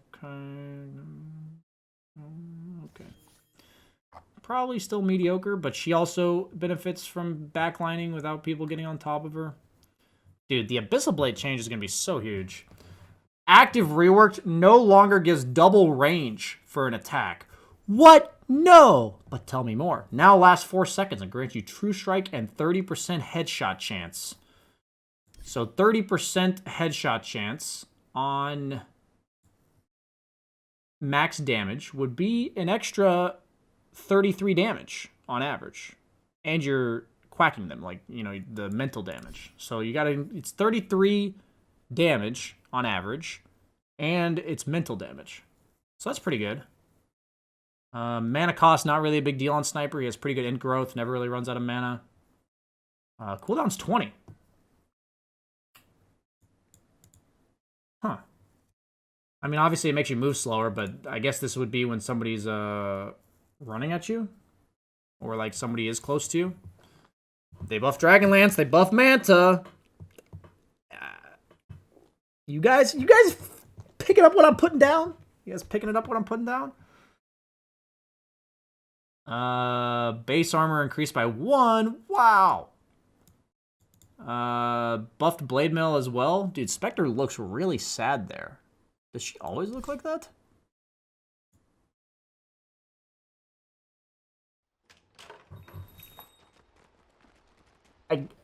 I guess so, actually. Have I actually... Has anyone else ever noticed that? Dude, has anyone else ever noticed that? She just looks sad. I've never noticed that. Has anyone else ever noticed that? She just has a poorly drawn sad face on her face, dude. Dude, it's just like, I don't know. You play Dota for like 8 years and you just see this for the first time. Like, I've never seen it, dude. I understand you're not telling me it's always been like this. I've just never noticed it. I've legit never noticed that. She just looks so sad. And it's like so poorly drawn. Shard can now target any hero that damaged you in the last 8 seconds. Oh. Can ground target to find the closest valid target. Oh. Shard mana reduced by... Yeah, I mean, the shard mana was insane. The shard seems pretty good, though. Okay. Buffed Blade Mail, buffed Diffusal. Spear Breaker, Nether Strike, cast time reduced drastically. I mean, it's pretty drastic. Speed reduced, just like every other hero in the game. Okay. Wow, that's a lot of health. So Rave Shard now is a separate hotkey, like it should be, because like every other thing was. Ball Lightning is slower at high levels, faster at low levels. So, like, Gap Close again, where you gap it and close it. You have Bounce Talent is no longer applied to his allies. So that's pretty important, I think. That stuff in the late game was pretty broken. Sven. Shard now also reduces the cooldown by 4. Cast point is just like when your hero has a cast animation. Like, how long does it take to cast it? So, lower the better. Shard, 4 seconds. Scepter cast range reduced. I actually think Sven could be a support or a offlaner. I read these changes.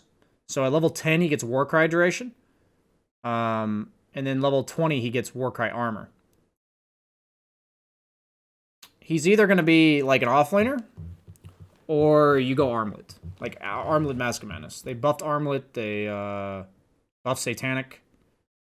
So Mask of Madness, Armlet, SNY Satanic, where you disassemble the Mask of Madness. Something like that. Armlet on Sven seems really good. The reduced health loss is really important for Sven, because he doesn't have, like, the best sustain. So Armlet Mask of Madness. Also, Battle Fury nerfed. So. Movement speed increased by 10. Okay. Okay. Okay. Okay. Meld, better at lower levels. So you get less mana, more damage, but longer cooldown. I don't think you're spamming that spell, so probably an overall buff to TA. Okay. Okay. Okay. Okay. Okay. I'm nervous to click ever, because it just, you know, takes me to something else. A lot of little buffs to TA. Item buffs seem good. Gap closing. Overall, as a concept, getting nerfed. Helps the hero that buys Blink and doesn't rely on any of those mechanics to use it. Terrorblade, interesting rework here. He got his base HP regen increased. He got his base damage increased, but then he got his base armor reduced. So his base armor was 11, in case anyone didn't know that. So it's 9, which isn't that big of a deal, I think, to Terrorblade. Going from 11 to 9 is not that big of a deal. But Metamorphosis level 1 is 5 less damage. Most notably, it's 20 less damage at level 4. So Metamorphosis is... what they're doing is they're making your hero less reliant on Metamorphosis in the lane, right? Because level 1 meta, if you pop meta, you have the same damage as you used to. I mean, you have 1 less damage, right? Not a big deal. But you have 4... It's like what they did to Sniper, where you have more base damage, but headshot does less. You know, it's like... It's the same concept here. So... in lane, he seems slightly better. I don't think the range early matters that much. I don't think. Like, it's just in lane. By the time you're, like, sieging buildings, you'll have it maxed. They buffed all of his items. Terrorblade seems fine. Seems like a nice buff, honestly. You're 20 less damage later. You're 16 less damage later on meta. How big of a deal is that? You know, I don't know. Reflection got buffed a lot early levels. Got buffed a lot. You probably take a value point in Reflection in lane. I have to imagine this is good enough to make it a 1-point spell. You might even take it level 1. How crazy would that be? 55% damage over 5 seconds.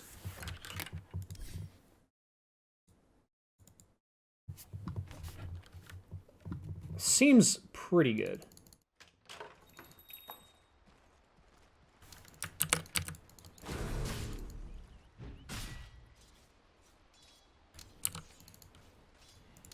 How about a hero that doesn't have damage block?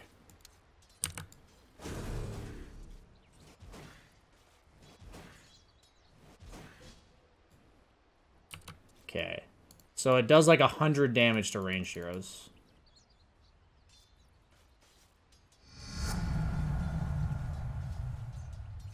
Scratch that notion. Maybe level 2, actually.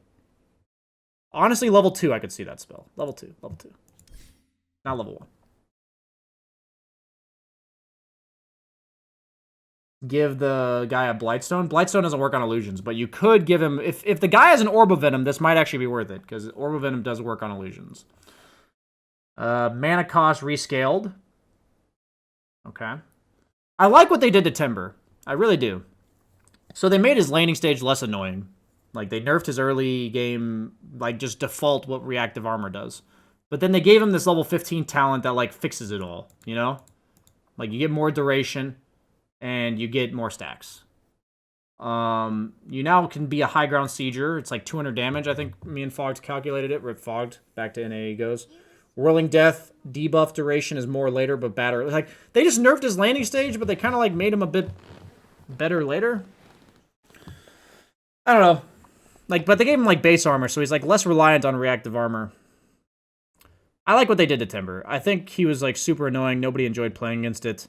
I'm just triggered that Whirling Death is down here instead of up here, and, like, Timber Chains after reactive armor. Like, somebody... This isn't even alphabetical. Like, who... Is there, like, a secret message here? Rat CF WDC. No, there's no secret message there in terms of the order of letters. There's no acronym or anything like that. I don't know what they're going for. Defense Matrix. Extra 10% shard. I mean, dude, this shard seems really good. And I want to be clear. They nerfed Tinker, right? They nerfed this. They nerfed... Will you be back as a Husker player? Wait, so there's no cast point, but they increased the... Oh, this is a buff. Oh, I didn't see this earlier. So this supplements this, right? This is a buff. Oh, it's worse because Arcane Blink got nerfed. Oh, I see. So it's technically worse. Okay. I see. That's... Dude, Ice Frog, you're clever, man. Just fix... Don't nerf the ability, but you fix Arcane Blink. That's interesting. So, I'll be clear. It looks like they slightly nerfed Tinker, but they buffed his shard, and they nerfed the ability to gap close. If you guys weren't here for the 19 other times we talked about gap closing, it's when there's a gap, and then there's no longer a gap. So, it's abilities that close the gap. So the fact that Tinker is really countered by that, he's actually like sniper level countered by it. Tinker is better, I have to believe. They also buffed Kaya.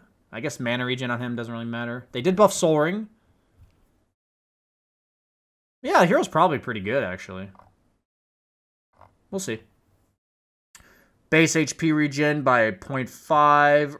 Reworked shard upgrade. Now has Tree Grab has no charge limit. Maybe Core Tiny. They buffed Echo Saber. Mana cost on Tree Grab reduced. Armor increased. Cast range reduced. Cast range reduced. Toss got slightly nerfed, I would say.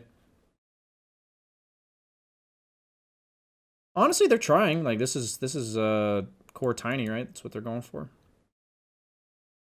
Oh, rip Craggy Exterior 2021. Rip. F for Craggy Exterior. Nature's Guise, the shard now makes you invisible. The mana cost significantly reduced on Leech Seed. Cast time less, okay. Change from that to that. That seems bad. I guess if you're a support, you didn't need this. Nature's Grasp cooldown seems really good. What's the cooldown on that spell? 12 seconds now? Dude, that sounds really good. It's 100% uptime now. 12 to 12. That's a really good 10 talent, right? Yeah, you definitely take that. Seems pretty good. Okay. Whirling Axe range mana cost increased by 10. I said they needed to nerf that spell. It's too good level 1, so I think this is actually a pretty good way to nerf it. A little awkward that your two spells cost different mana, though. It just looks weird. The shard upgrade now grants Rampage. My first Rampage will be when I use this spell. Globally causes all allied heroes to gain attack speed or status resistance based on what stance you're in. Range provides attack speed and melee provides status resistance. Let's see what the tooltip for this looks like. That's the main thing I'm looking at. Oh, it's actually like thoroughly It thoroughly explains all of it. Okay. A craggy exterior wasn't 2021. I mean, it got re-added in 2021. Okay, rip craggy exterior 2009 to 2018, 2021, 2021 after being raised from the dead. Okay. You want me to be official? So they nerfed his laning stage a bit and buffed him a bit later, but this is definitely mainly a nerf to his laning stage. Like, you'd rather get that 2 armor earlier than, like, the 1 armor later. Good nerfs, though. Like, he did need a laning stage nerf. Movement speed slightly nerfed, whatever. Okay. You probably just take the health always now, right? Because people were leaning towards the health already, and then they make it even more so. Tusk, slight nerf, slight buff. Nerf, pretty important nerf, just because level 1 tag team is like his entire laning stage. They also removed Necro, which was a big part of this, I think. Cast range reduced. Crazy, crazy. Okay. Then they buffed his sigil like crazy. I don't know. We'll see about Tusk. I'm not sure. Attack range increased. Poggies. Radius rescaled to 420 plus 5. Shard no longer provides healing, but it makes the fire wavestorm count more. Oh, but there's a level... Oh, I didn't see this earlier. I did not see this. That's really good. I did not see this. It's a really good talent. No longer reduces cooldown, but he gives you 2 charges. That's crazy. And it also increases the radius. That's a lot, because it goes from 36 to 81. That's like 2.25 times the size of the area that you're Ubering people from. Agility gain. Wow. Undying. Wow. Mana cost. Okay. Now deals double damage to creeps. What? I didn't see this. What? Dude, Undying now has a 200 damage nuke. Wait a second. That secures creeps. Dude, you have 170 damage creep securing ability? Okay, that's actually broken. What? 170 damage? To secure creeps? Does he have a damage talent for this spell? Dude, it's... Wait. No. Oh, it's the mana cost that reduced, not the damage. Oh, shit. Never mind, it sucks. I was interpreting this as the damage. I was so confused for a second. Guys. I'm jet lagged. I'm just milking you for content. No, I actually just messed it up. I'm sorry. Okay. So he does 40 damage level 1. Not as good as I originally... So 40 is a bit less than 170. Just a tad. But at level 3, he has 100 damage. I guess that's something. Okay. Honestly, it gives him decent wave clear later on if you max decay. It's 4-second cooldown, 220 damage on creeps. Not bad, actually. So the Ursa Shard seems super sick. It now causes Earthshock to apply a 1.5 second enrage buff, and it also reduces the cooldown to 6. So that seems really good. That's all I got there. That seems really good to me at first glance. Buff to the mana regen talent. Dude, I actually think Ursa might be a Diffusal hero now, dude. I want to try the Ursa Diffusal. Why not just Midas Diffusal, man? Why not Mask of Madness Diffusal? Something like that, dude. How crazy is that? Maybe it's just undoable. I don't know. Maybe Battle Fury is just still too good. We'll see. I like to think that like the Battle Fury change makes other builds on heroes like Ursa better. But I'm not sure. Venge got some love in the laning stage. That's 2 base damage and 5 base movement speed, 5 base armor. Yikes. Scepter Illusion a little bit slower, but the radius on this increased. And now you steal their armor. Dragon Lance and Manta, they got buffed. Let's go. Let's go. Vengeful Spirit Core. 10 agility. At level 10, Vengeful Spirit Core. Let's go. Double the minus armor. Wow. Vengeful Spirit Core. Is it possible? Is it possible? Like Dragonlance Manta Ags. Is that a thing? Is it a thing, chat? Probably not. But a man can dream. Base damage increased by 1.5. Poison Sting reduced. Radius increased and the duration. 100 attack range at level 10. It's probably better than his current talents. Now you get Spell Lifesteal at level 15, which is 12%. Same as level 20. So his talents got moved down. Dragonlance and Manta, they got buffed.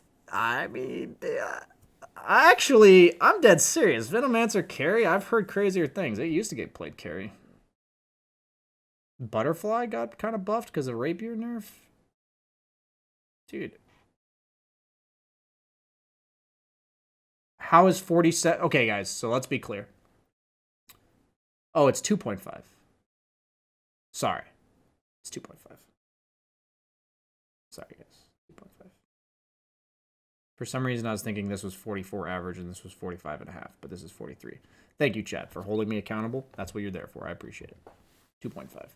That's way better than I thought it was.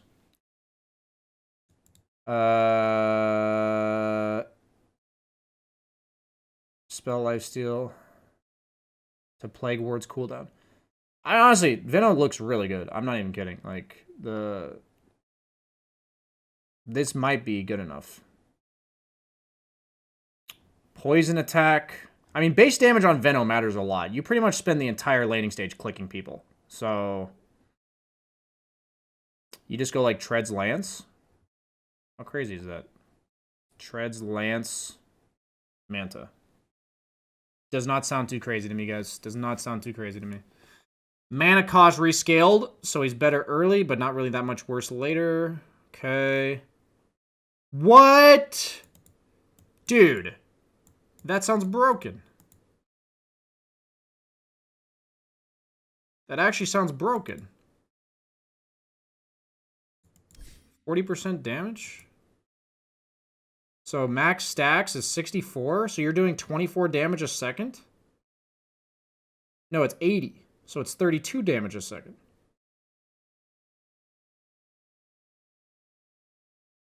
But it costs money to get it. Sounds good, though. Attack animation improved, base armor improved, Visage, baby. Oh, mana cost on Soul Assumption, that's dope. Dude, I actually can't believe I'm not done yet. It's been 3.5 hours. Holy shit. Void Spirit, shard damage increased, cast range reduced. Cast range reduced at max level, but the recharge time is less. The biggest nerf to him, I think, is this Resonant Pulse nerf. Just an extra 15 mana level 1, as well as the extra 2 seconds. It adds up a lot, actually. This spell used to be like 12-second cooldown, or 13 seconds or something. I think he's significantly worse in lane now. You'd have to ask like Gunner in them, but this seems like a pretty big 15 mana and 2-second duration or cooldown increase. And the cooldown increase affects him at all stages, right? So I think the hero's probably viable, but not great. Movement speed slow reduced. Why?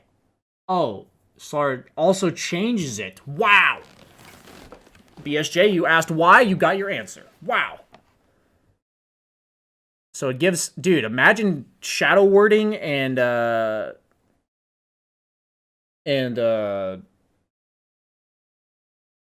fatal bondsing a creep wave.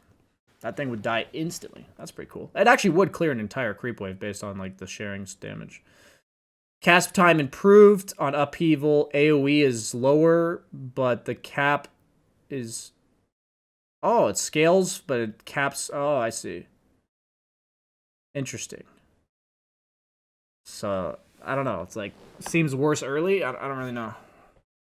Worse early, better later? I'm not sure. I don't know if this is... I mean, the like duration early, you're not channeling for 16 seconds, so like, does that even nerf it? I don't know. From 150 cast range to chaotic offering golem move speed. I mean, that's definitely worse. 40 upheaval DPS. Now that is a talent. That's a cool talent right there. From the trees. Cancels blinks. That's actually pretty big.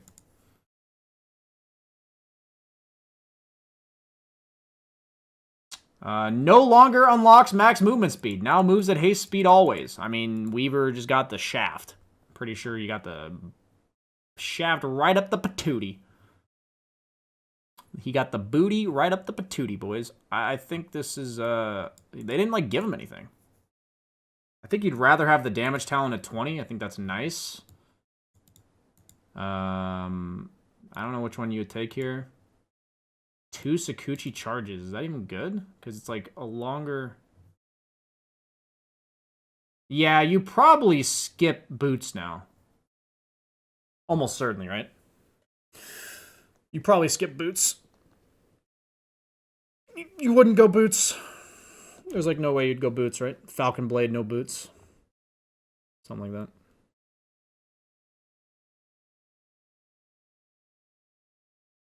I would imagine you skip boots. Mana cost reduction on Shackle Shot. Shard now reduces the cooldown, and it no longer scales on the... So I'm guessing it's max all the time, which is a buff. Wind Run no longer unlocks max movement speed, but it now provides 30% evasion. I mean, it's just strictly worse, right? It's just worse. It's way worse. Like, you don't care about this evasion. You care about the 100% evasion you get during Wind Run, right? Like, that's, like, way worse, right? You did not always go boots on Old Weaver, for sure. And a lot's changed since that era of Dota. Like, in terms of what people do. Base armor increased by 1. Wow! This is actually pretty nice. 42 seconds. This is a cool one. So this helps you set up for ganks better. Like, if you want to set up a gank... I don't know if it was meant to be a nerf. I feel like it's a buff. It's like you're setting up for a gank. It, like, makes solo pickoffs worse, but if you're setting up, it's better. So, I don't know. It's like... I guess it's slightly a nerf. I don't know. I actually don't know. It's more of like a rework to me. The curse radius got increased, the attack speed got increased, and the duration got increased at lower levels. And the cooldown got reduced. I mean, it seems like just a better ability overall. It's insanely worse? I don't know.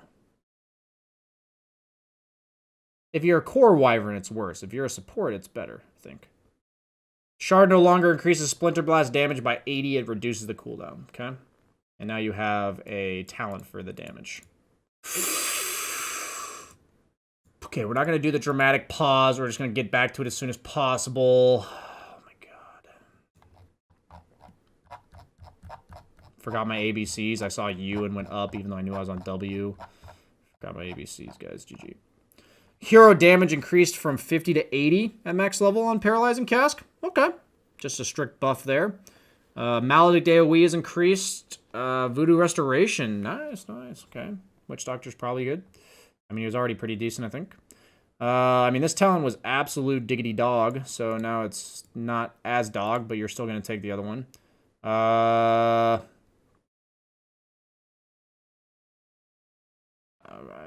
think Wraith King's about the same with these changes here.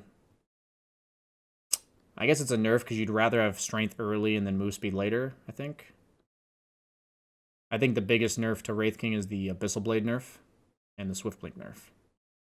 And the Divine Rapier nerf. But the Armlet buff.